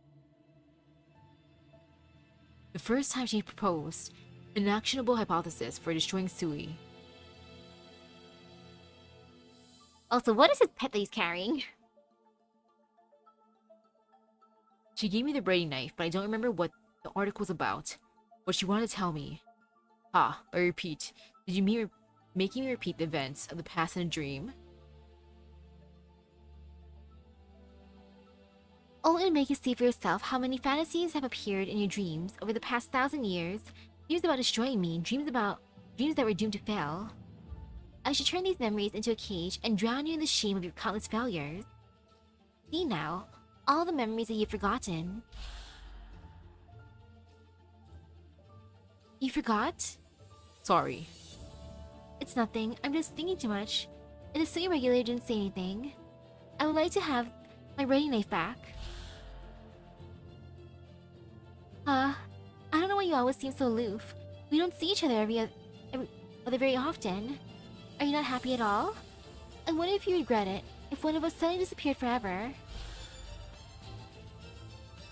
I'd rather not be called the fifth Sui my entire life, as if its mark were still on me. The ones who create characters help me think of one to use as a name. Could you read this to me, brother? I should write it and recite it for you. The characters... Ooh, this part from the story. Ah yes, G and E.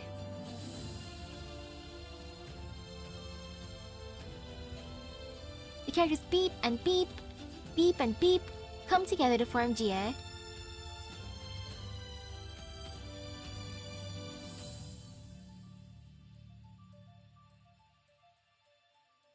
Mr. Wang, is something the matter? I remembered something. My sister said that she did the Jijuzhang in a hurry and asked me to check it for errors. I forgot. Give me some time. Not a problem. I'll leave this one for now then. It's getting late. You can bring it back tomorrow.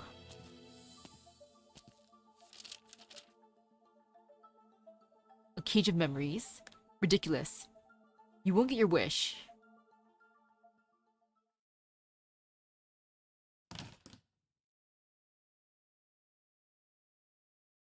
The sky is completely darkened by the time the proxy arrives at the inn. Jiju, Chi Gu Yu Zong, Yi Luo, Lie Zhu, Wu Ming, Xingzi. The Jijuzang is distinctive. Unlike other books, it lists the names of many things and persons. I should have remembered. A breeze turns the pages. Wang seems to see a piece of paper in a different color on the back cover. She was then trying to tell me something. Wang picks up the thin booklet from the table and opens it. Jiju Qi Gu Yu Zong Yi Lu Lie Du Wu Ming Xing Zi. The Jijuzang is distinctive. Unlike other books, it lists the names of many things and persons. Benbie Bu Ju Bu Da Ke Yongri Yue Xiao Cheng Gua Yi Mian Li Wu Ji Bi Yoshi. They are classified into different sections by kind, so that nothing is confused and mixed together. With but little time expended, it suffices for daily use, truly to one's satisfaction. If one studies it with diligence, one is sure to taste the delight of success. These should have been the words written on the first page. These were the words when Wang scanned the page for the first time. But now the paper is covered in strange ink markings. Sui, sui, sui, sui, sui, sui, sui, sui. Wang instinctively raises the writing knife and aims it at the first fierce-looking Sui on the page. One wrong move,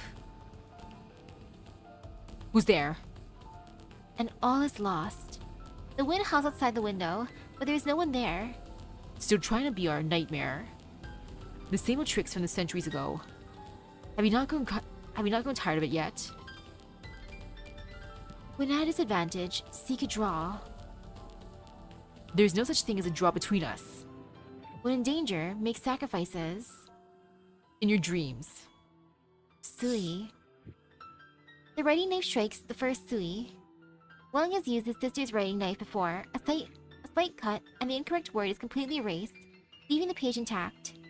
But he feels a great resistance, as though he is trying to scrape a boulder, a mountain even. He tightens his not too strong arms and pushes down. His not too strong arms? Gee. A crack of thunder outside the window. The first sui finally disappears. The paper is blank for a moment, then the word that Jie wrote is revealed. The lines intentionally plain yet vigorous to make for easy recognition by learners. The lone G stands eerie amongst a page full of sui. G. Is that it? Is smearing and dabbing in words you can do? Is smearing and dabbing the worst you can do? Do not give in to haste. Humph. Sui. Wang takes aim at the second sui and scrapes it. The resistance seems even stronger than the first time. Jiu. The night's wind invades the room, trying to turn the pages, but Wang keeps the paper firmly under his palm. Sui. Chi. Chi. Sui. Gu. Gu. The room starts to shake violently as the fourth word reveals itself. Sui. You. You. The thunder outside rumbles endlessly, accompanied by constant lightning. Sui. Zhong. Dong. A bolt of lightning strikes the end, setting it ablaze. Sui. Yi. Yi.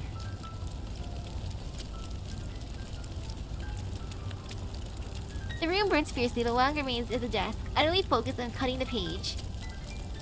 But this is fine. Each sui requires greater exertion than the last. Each time a sui is erased, a different hellish vision appears around him. The sky thunders, the earth trembles, wind shriek and thunder roars, and fires burn red and bright. The beams, the bed, the desk, the shelves, until there's nothing in the room left to burn, and even the ground has been burned through. One can feel himself drop straight down like a stone, but his hands do not stop.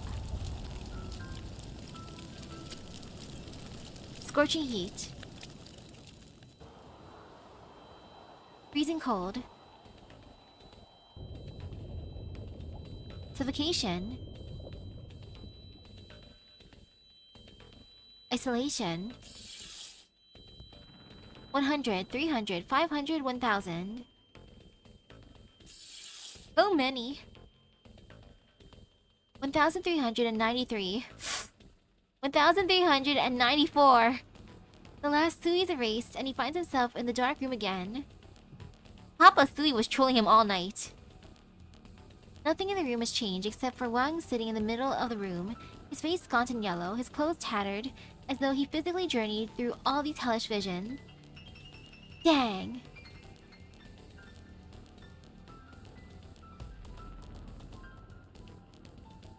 Heavy breathing. He's determined. What other Weiqi wisdom do you share? Spit it out, won't you? Silence. Wang turns a page. There's indeed a paper between the last page and the back cover. It's not words that are written on it, but a 19 by 19 Weiqi board, drawn with writing ink.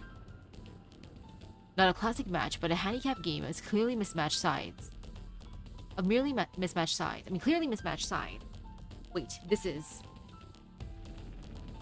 It's one thing to make me play Weiqi with you because you're bored, dear brother. It's another to use the stones to form the characters for board. As if they would help me against you. Why don't you find something else to pass the time if it's not really a Weiqi game that you're after? Go hiking, learn an instrument. I could teach you calligraphy if it comes to that. Down to that. Oh? What thoughts did you read this time? There are words on the other side. Through the paper, one can see that the writing is different from the simple, straightforward lines that she uses when copying for learners. It's a unique style of calligraphy that she uses when writing to her sibling. He flips the paper over, trying to see what the message he never managed to see was. But every word is covered by the Sui character, even thicker and fiercer than the one that he had just erased. See more tricks? Fine, let's see what tricks you've got other than illusions and parlor tricks. Once again, Wang stabs the Sui covering the page with a writing knife, wiping away a little smear on the top right of the word. No unusual phenomenon occurs, except the red blood that begins to flow from his right shoulder. Erg! To kill you is to kill me, is that so? Suits me just fine. One stab and the wound in his shoulder opens up. Another stab and the wound deepens to reach the bone. Another stab. And another. Missing words? Let's see. What's the word? I can't remember. In October, I'll be 9. 9. Supervisor, urgent report. Urgent report from the Skymere Pavilion. All records pertaining to the firmament are... Org. Perhaps the blood has gotten into his eyes, where it seems like the word sweet... The sweet character covering the page has begun to move, as though it was alive. The ink seems to fear the writing knife, shifting back and forth among the names of the 12 proxies. Wang. It stabs on the Wang character. Wang pauses and presses his bloody right side with his left hand, then resolutely points the writing knife back at the word that covers everything. The ink is so black it seems to shine, reflecting half of Wang's silhouette. The last cut. The writing knife glows bright. The proxy pours his entire spirit into it, waiting for it to strike his own name. Ah.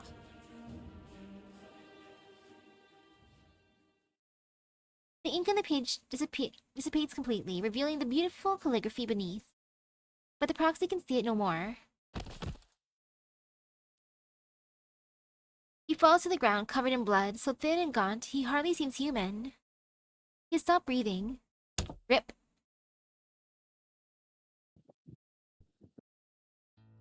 I wanted to kill myself. I've gotten my wish.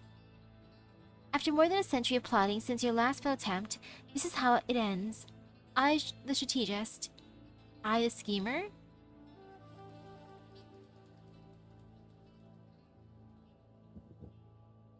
You're delusional. The proxy stands beside his bloody corpse on the floor, perfectly unharmed as he was when he entered the tomb of Sui. The body in the ground dissipates like the morning dew, until only 3 shining black stones are left. Until they too disintegrate.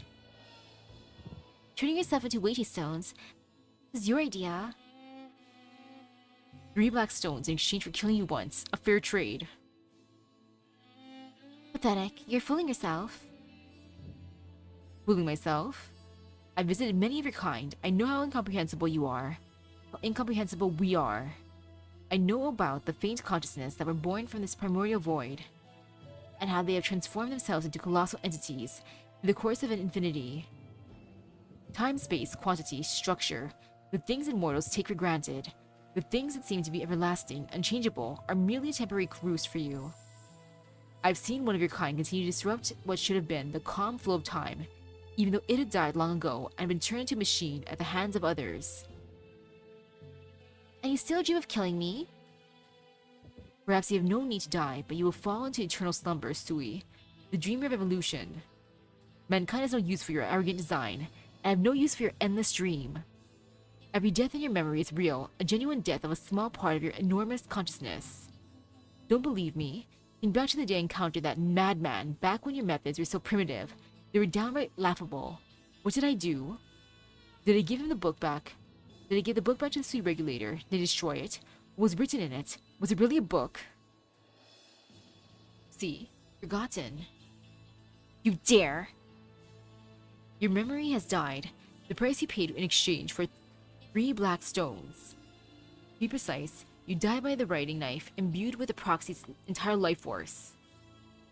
He scraped clean every instance of the Sui character across all Great Yan, and with any trace that a creature called Sui ever existed. The recklessness, the blasphemy! I would do it again. I have the writing knife in my hand right now. I would be happy to create for you a nightmare from which you would never wake, even at the cost of my own life. You cannot. The more parts of me you kill, the more you think you have weakened me, and the sooner I will wake. I know. Death hurts. Each and every one of your memories is real. They're happening somewhere. The pain of your death cuts straight to the heart. What about you? What can you do? I will continue the game until neither of us can ever rise again.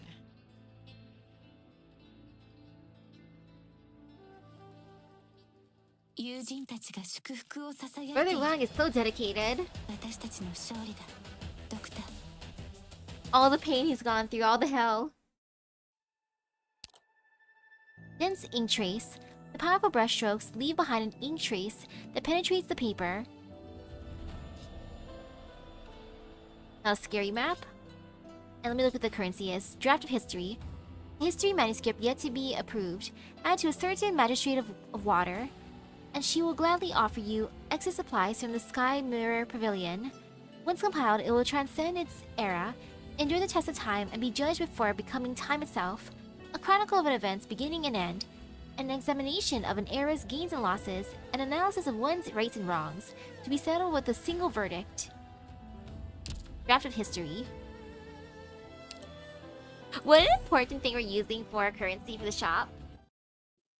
We're just using some histories all. Okay, we're still in the hour of Chen, 2 days before.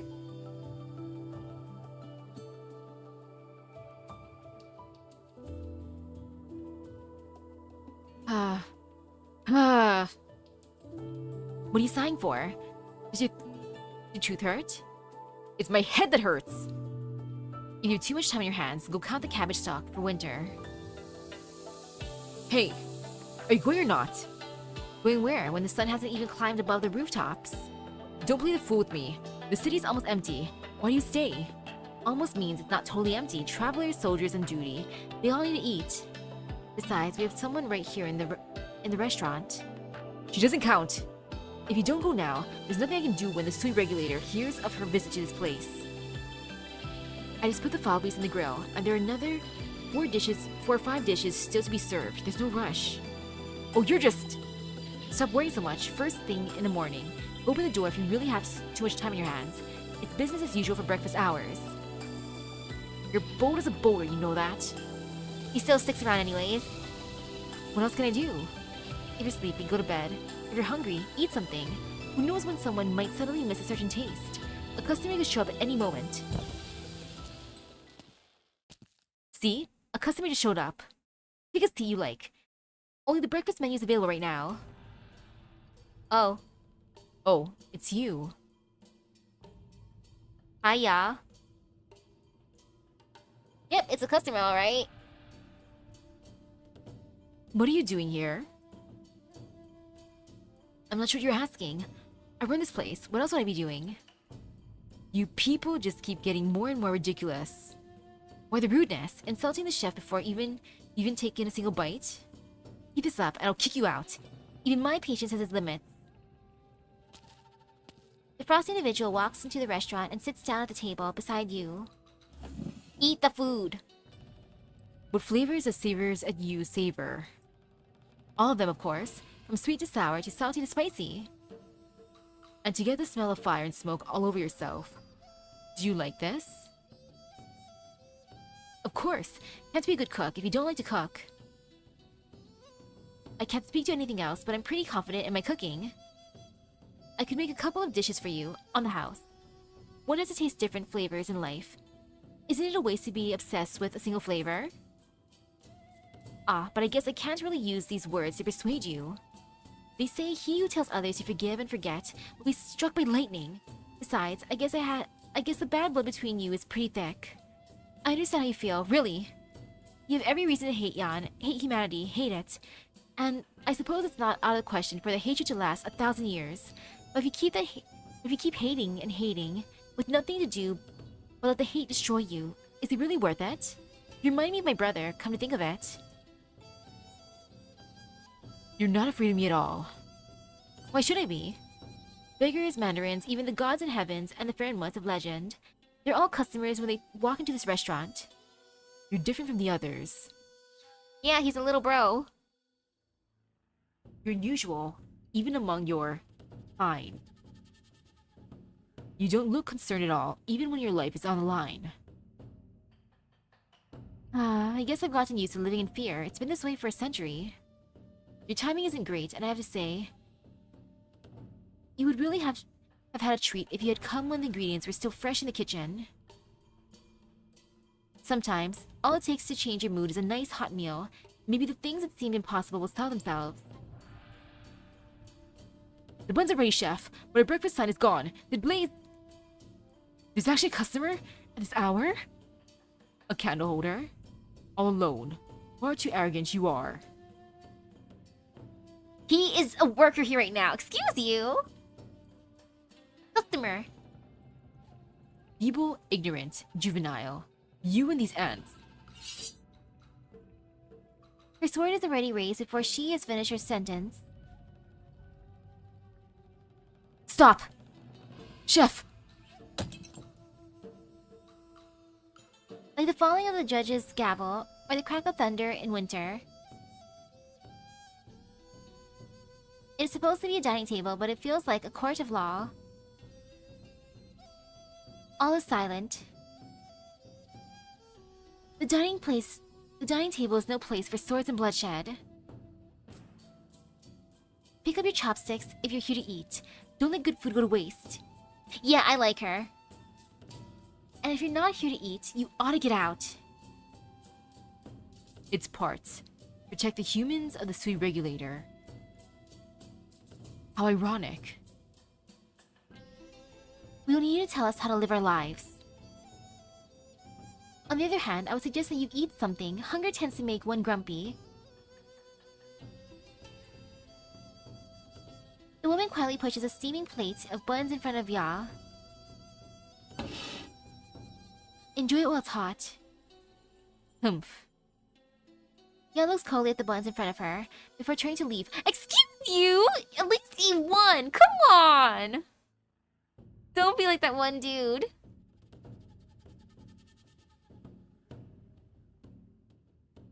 You're going? In Ya's eyes, we use things like an enigma. True. Basically, Ya was what she was like before she met a friend. The Shanai Zong's words were truth mixed with falsehood, but I will get my hands on what she promised to deliver to me. As for you, I'm in many of its incarnations, but none who answer my questions straightforwardly. What use is there for you people? I would not say that an eye for an eye is unreasonable, but you should watch your step in case someone has dug a pit for you. Ridiculous. Did she speak of the proxies, the Shanai Zong herself, or the steaming plate of buns in front of her?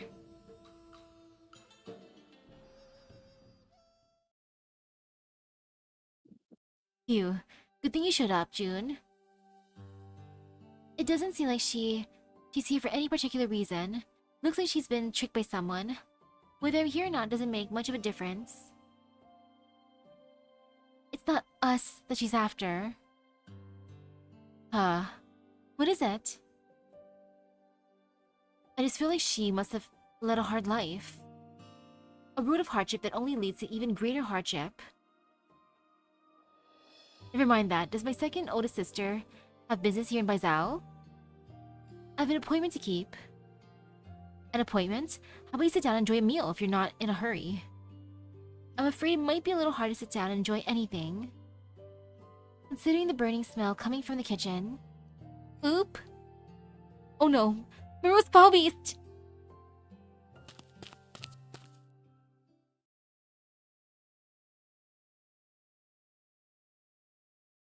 Yeah, she's minding her own business until Sui screwed her over.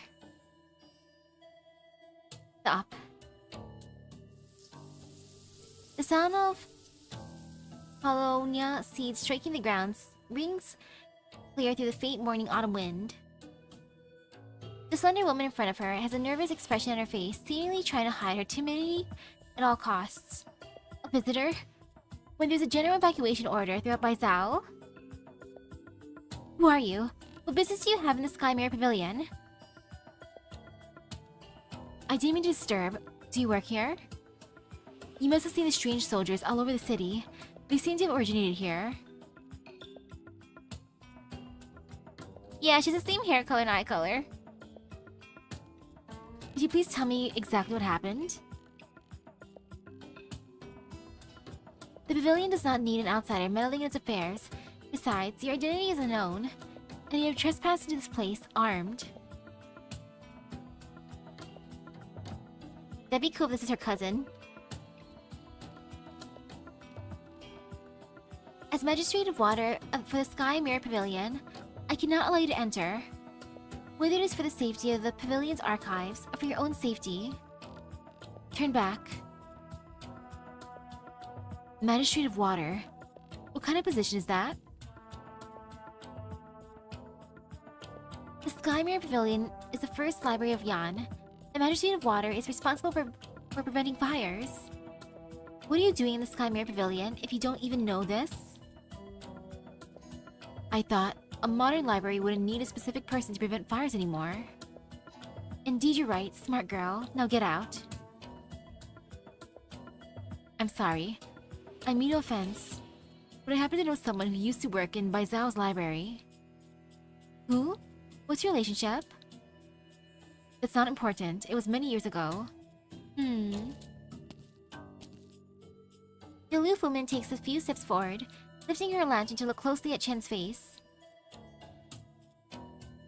Chen instinctively takes a step back. Enough. Nothing you say will matter. Leave if you have no business here. You regret it when the gates close. But you're the only one here. Are you sure you'll be fine? It's none of your business. Why do you poke your nose into it? Honestly, I came to clear out these monsters. When I saw this library, I felt like I've seen it in a dream. Like someone intentionally guided me here. A dream? Is that the best excuse you can come up with? It's not an excuse. Besides, I used to be a cop. I'm familiar with security work. Please, trust me. Let me participate in the investigation. You're really a police? Used to be. Chen shows her ID. You're from Lungmen. Chen Hui-chie.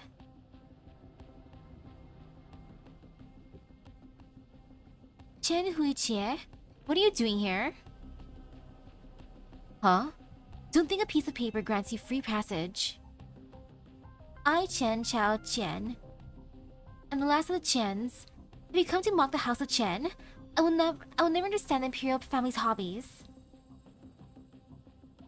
Is she a sister or a cousin? That means you're... still playing dumb? Don't even know who your parents are? Yeah, I guess it's a side of the family that William was screwed over. Your family never cared about the husband's side of the family when Princess Yanjing married, only to ruin the careers of the entire Chen family when she died. What did my cousin do wrong? How could he possibly refuse? Maybe you don't believe me. I can hardly believe it myself, but no one's ever told me so much about my family like this. Like that. I thought I was the only one. You didn't know? Then why did you come to the Sky Mirror Pavilion? They stare at each other wordlessly, as though looking into blurry mirrors. I'm sorry. Enough. Leave. A few nice words, that's all. You're willing to say them, I appreciate it. Let's leave it at that. I gave up asking more questions a long time ago. Thunder and rain are both gifts from heaven. I should be grateful I still have a job.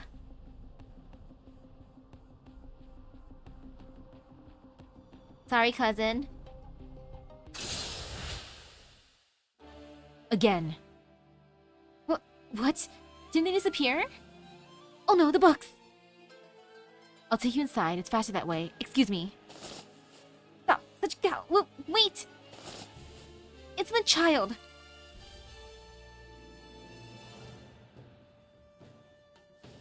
Beneath the tall dome, densely packed bookshelves extend as far as the eye can see, reflecting in the floor like a massive, constantly expanding Ouija board.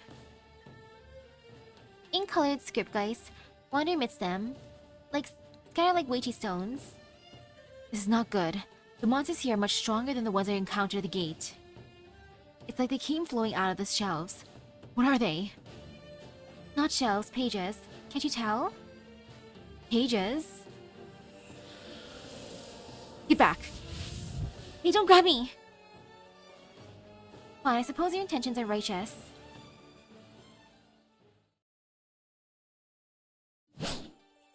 I guess you're okay. What do you think, Kanohorizuo? Is the news timely enough for you? Going straight for the source of the Geist trouble, even you sleep-regulated people haven't been able to react yet. Do you believe me now? Shut up and give it back! The sound of metal clanging against metal. Sparks fly as blades clash. Humph. Moyi clenches her teeth as the soreness spreads from her hand to the rest of her arm. You blockhead. Gotten stronger in the span of just a few days, haven't you? What do you want, Shanezong bandit? Don't tell me you haven't noticed something's not right with the sweet regulator.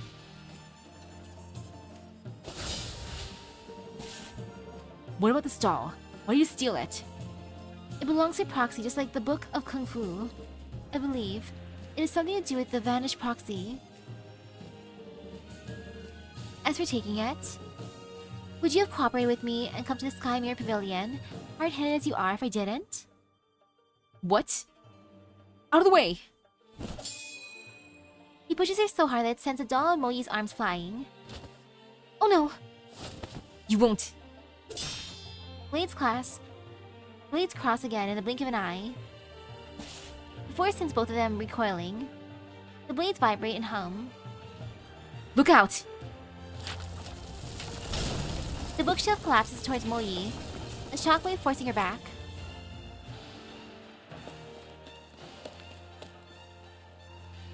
Stop! Stop! Who are they? You're swinging swords at each other when there are still monsters around, and you top an entire shelf of books? Out. Get out! Wait, be careful! Humph. Isn't clear who first. The balance is broken and chaos breaks out. Moyi turns towards the charging magistrate of water, angling her wrist to point her sword at her foe's shoulder. Zule's swing misses Moyi by inches, cutting the red rope tied to the wooden block. Stand back! It really is Qian's bizarre adventure. Qian has no time to pull Chen Chao Qian back. Almost by instinct, she draws Qi Xiao and barely parries an attack without even seeing who made it. Sparks fly amidst the poorly lit bookshelves, accompanied by the piercing sound of clashing metal. Huh? Moyi grabs Chen Chao Qian by the collar and pulls her away from the scruffle. Chen steps forward, her blade leading the way. Zule stands his ground. Stop!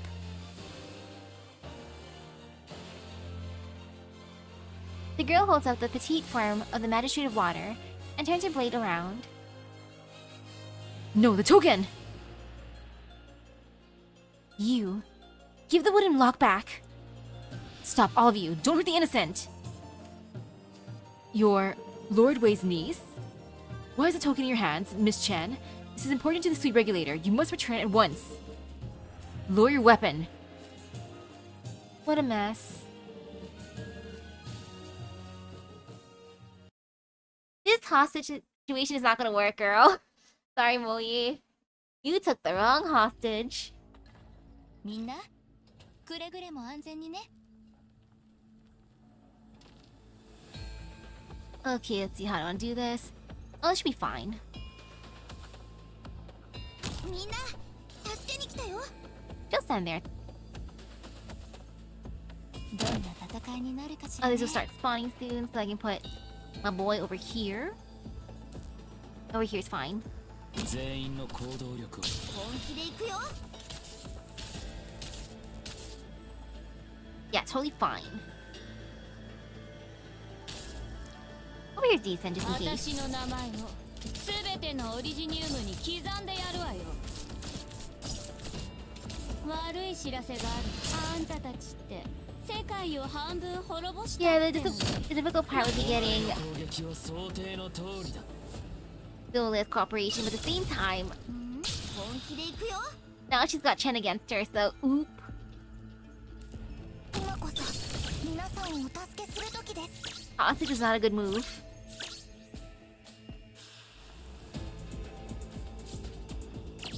Yeah, you don't place down here, it's fine. こそこそしなくていいよ。みんなに引っ張 Susie needs a healer. りな諸君。この夜を裏切ることに本気で行くよ。 Like, Thor is fine by himself. アーツユニットチャージ中。全力でかかって私を楽しませ 油断しないように気をつけろ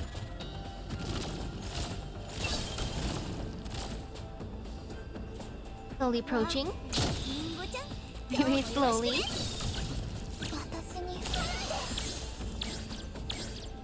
Get these dudes. 私に出会ったのが運の尽きだ。さっさと片付ければ。 Okay, 16 out of 20. 戦術支援システムオンライン。 Next, please. みなよザーロ。 Go get みな諸君。この夜を裏切ることなか Ta-da! Miss Chen, return the item. Let her go. Return the lock. I'm sure we can talk about this calmly, like reasonable people. I could hear you all the way from upstairs. I thought it was guys at work again. I did not expect to see a three-person sparring session. Oh, wait, this guy. Mr. Liang? I hope you're faring well, Lord Zuo. Lord Zuo. I've heard the name on Rhodes Island. I must admit, I was at my wit's end about how to resolve the trouble here. My mind can be at ease now that the sweet regulator has sent you to deal with it. Well... Do I misunderstand? The supervisor has her plans. There's no need to worry. I'll offer what assistance I can. Is it under the supervisor's instructions that you're arresting this young lady? She's Mo Yi, a member of the Shanghai Zong. She's been causing trouble at Mangshan Town a few days ago, and now she's appeared in Baizhou, coinciding with the Geist troubles. This is highly suspicious and calls for a thorough investigation. How ungrateful you are, Candle Holder Zuo. The Shanghai Zong. Cautiously backs off while still holding Chen Chao Qian hostage. The city's under martial law. I should commend Miss Mo for her boldness. If you're only here to cause trouble. You seem duller than this candle holder is, but I didn't expect you to be a reasonable one. Here to persuade Lord Zuo to listen to me before drawing his sword for once? My station is insignificant, and my words carry little weight. I can only ask you to release my colleague. To travel across the land to delve deeply into the laws of nature, the original creed of the Shanghai Zong 1,000 years ago. I doubt it is your intention to harm an innocent. Mr. Liang? How do you know that? Humph. Wu Yi falls silent for a moment, then sheathes her sword and gives the magistrate of water a gentle push. Are you alright? I'm fine. Duo Xie, new transcriber. If I recognize that sword, you must be Miss Chen. It's surprising that you would return to Baizhou at a time like this. You're Liang Xun, advisor of Yumen. I've seen you at Wei and Wu. You're too humble to say that your station is insignificant. I've left the position and I'm merely a humble transcriber now. Perhaps you have not yet heard the news since you have been traveling. Eyes locked upon the wooden lock in Zuo Lei's hand. No sudden moves! The token's one thing, but that lock was mine to begin with. And what of it? You dare! Speak your intentions and I'll decide what to do with this lock. You wouldn't believe me if I told you. Why did the Otianchi allow you to come back to Baizhou? Humph. She said that war is coming to the city and that some people will inevitably try to take advantage of the chaos. The young candle holder will likely run into trouble. She took Deputy Minister Lin and Mr. Yoon, so she wanted you to have help. Deal with anyone who tries to obstruct the boy as best as you can. You think I wanted to help you, blockhead? And what of the lock? Still keeping secrets? It belonged to my late mother. The stare! Like, you should give her lock back, dude. Freezes. I've let the hostage go, and you have my mother's heirloom. What more do you want? You'll still have to come with me to the Sui regulator to explain the previous incidents. Cause no more trouble, and I assure you that the lock will be returned to you without a scratch once all is settled. You just want to hold me hostage with it, don't you? Maybe. Like I said, the Sui regulator. Good youths. Now that we've resolved our misunderstandings, why don't we call it a truce and clear up what's going on here? Yes, please, Mr. Liang.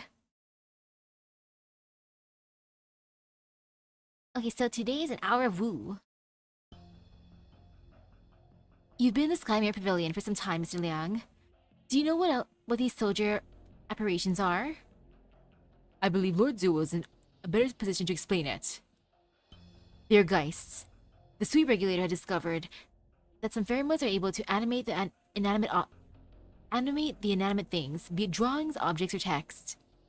The Geists that have appeared in Baizhou may be based on the Yan armies during the Great Hunt depicted in the history books in the Skymere Pavilion's collection. Their appearance likely has something to do with the events at the Tomb of Sui, but it's unclear why they seem to flicker in and out of existence. It's the breathing of the Fahrenheit. Breathing is what gives life. The increasing frequency of Geist appearances is a sign that it's waking up from its dream. How do you know? I told you, people are way behind on Fahrenheit knowledge. Then why did the script Geists originate from the Skymere Pavilion? I'm not well versed in pheromatology, but I have a hypothesis concerning the Skymere Pavilion. Mr. Liang, watch your words! No clinging to your stupid rules. Do you have any idea what the situation is? It's not my intention to poke my nose into the Sui regulator's secrets, but this is an emergency, and we need to share information. Yeah, Zuole. This place holds the only thing the varnished proxy left behind. A writing knife. Writing knife? Could it be the top floor of the Skymere Pavilion, which has always been sealed shut? It is very special. After the death of a proxy, everything that she owned, everything that she had poured her heart and soul into, disappeared with her. But this writing knife remains. If the guys in the city come from words, it is very likely that they have something to do with the knife. It all makes sense now. What do you mean? A little while ago, the Ministry of War sent people to search the Skymere Pavilion every few days. But the Skymere Pavilion is under the jurisdiction of the Ministry of Rights. Mr. Liang has submitted several complaints to the Department of Discipline and Supervision. They finally laid off the search these couple of days. The Ministry of War? Patrol Battalion soldiers tried to stop me on the main street just now. Could this be the Grand Commandment's doing? Why did you say anything about the Patrol Battalion soldiers following closely behind that cattle holder from the Sui regulator? Hey! Hello, hello. Come on, it's just a guess. I never said anything about the Sui regulator being in league with the Grand Commandment in some kind of underhanded deal. The Sui regulator does not indulge in faction politics. Bureaucrats who don't engage in faction politics? That'll be a first for the Baizhou court. I'll clear it up when I report back to the supervisor.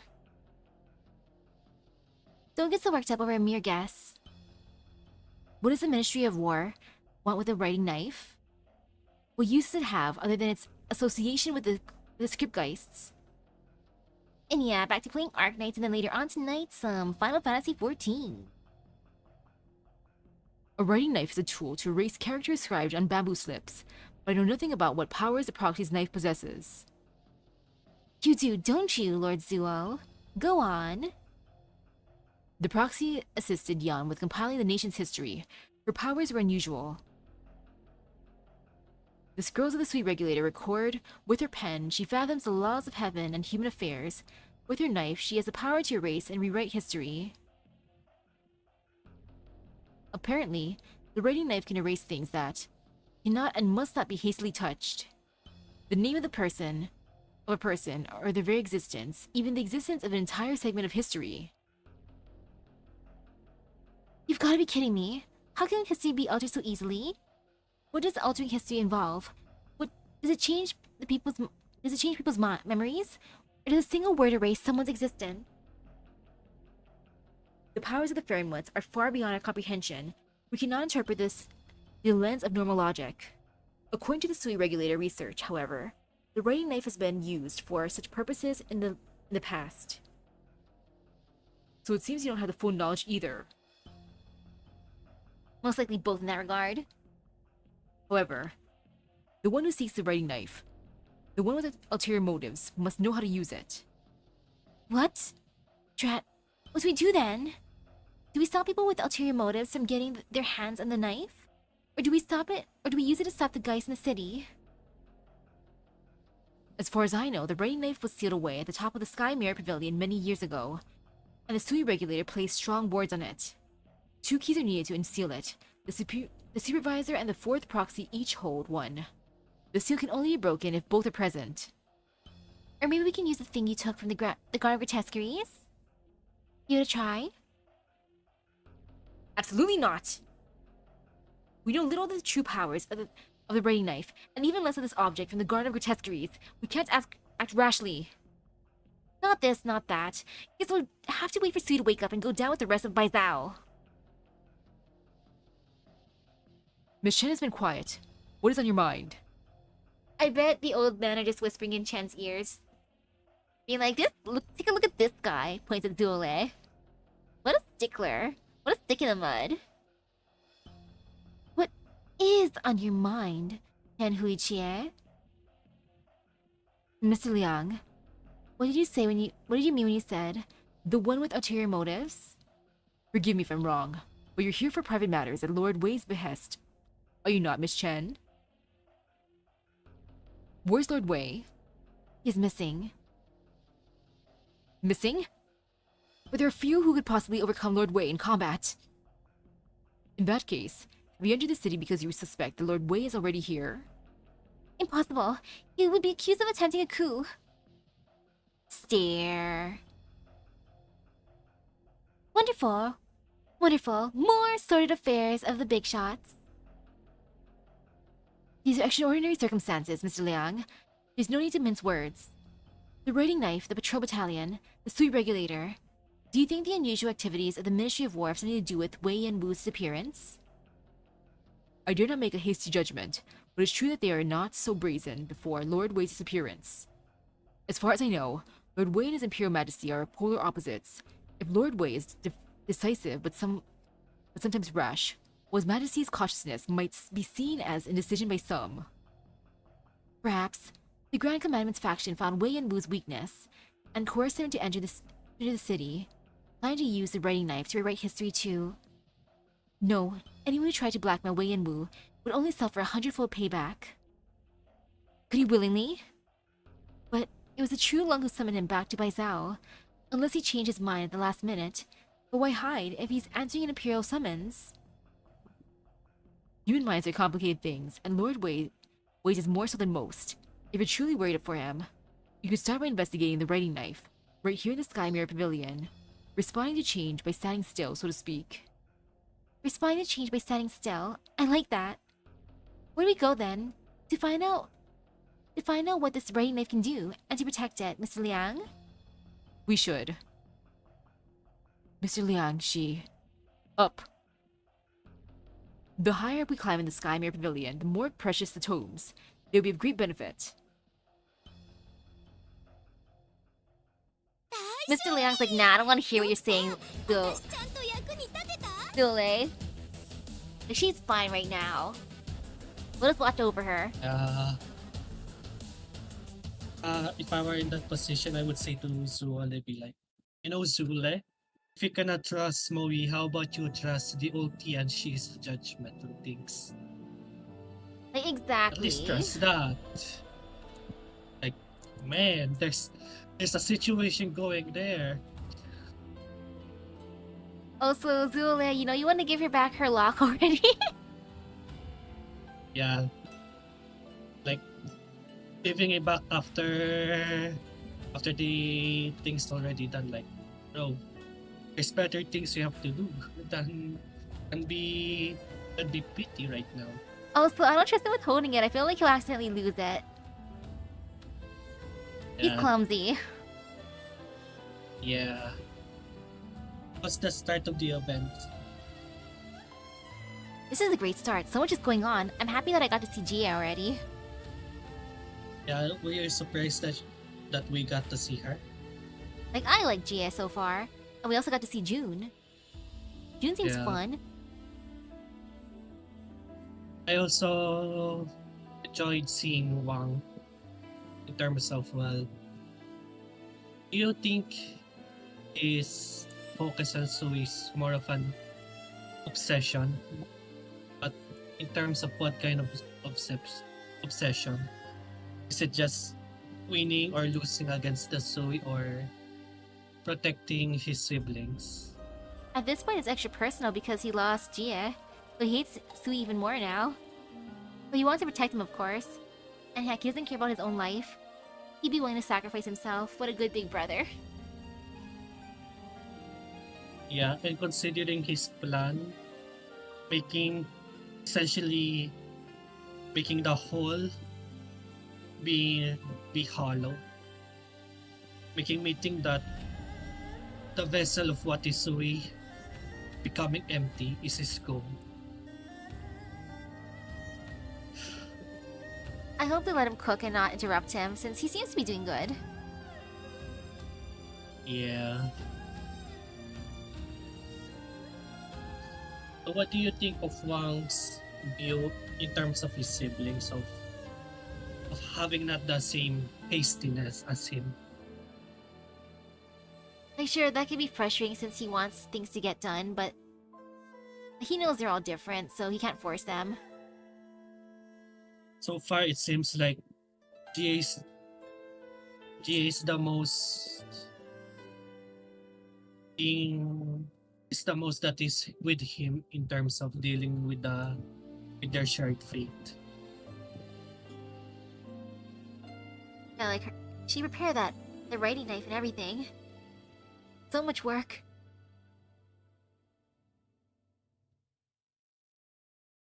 Considering he has done this over countless times, even Sui countless failures. I guess that's where me and Nick nicknamed him Uichi Failure. Like, them doesn't know when to quit.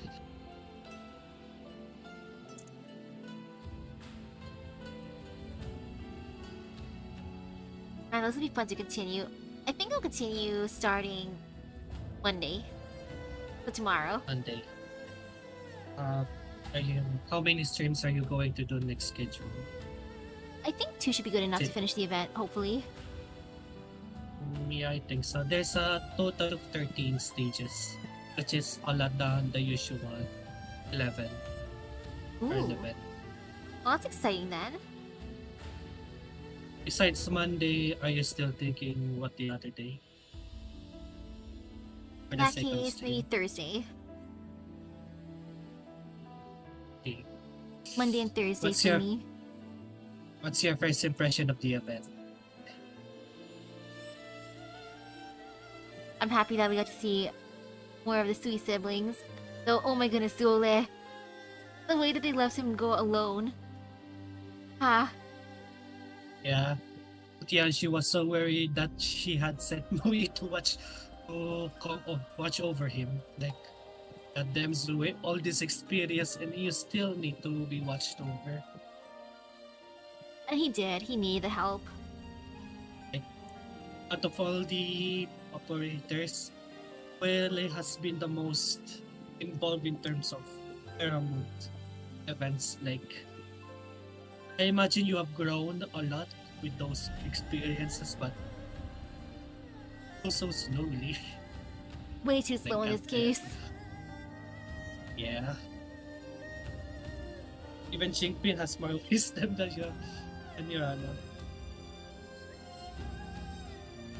But oh well. It'll be fun to continue tomorrow. Yeah, good job for this stream, Misaki.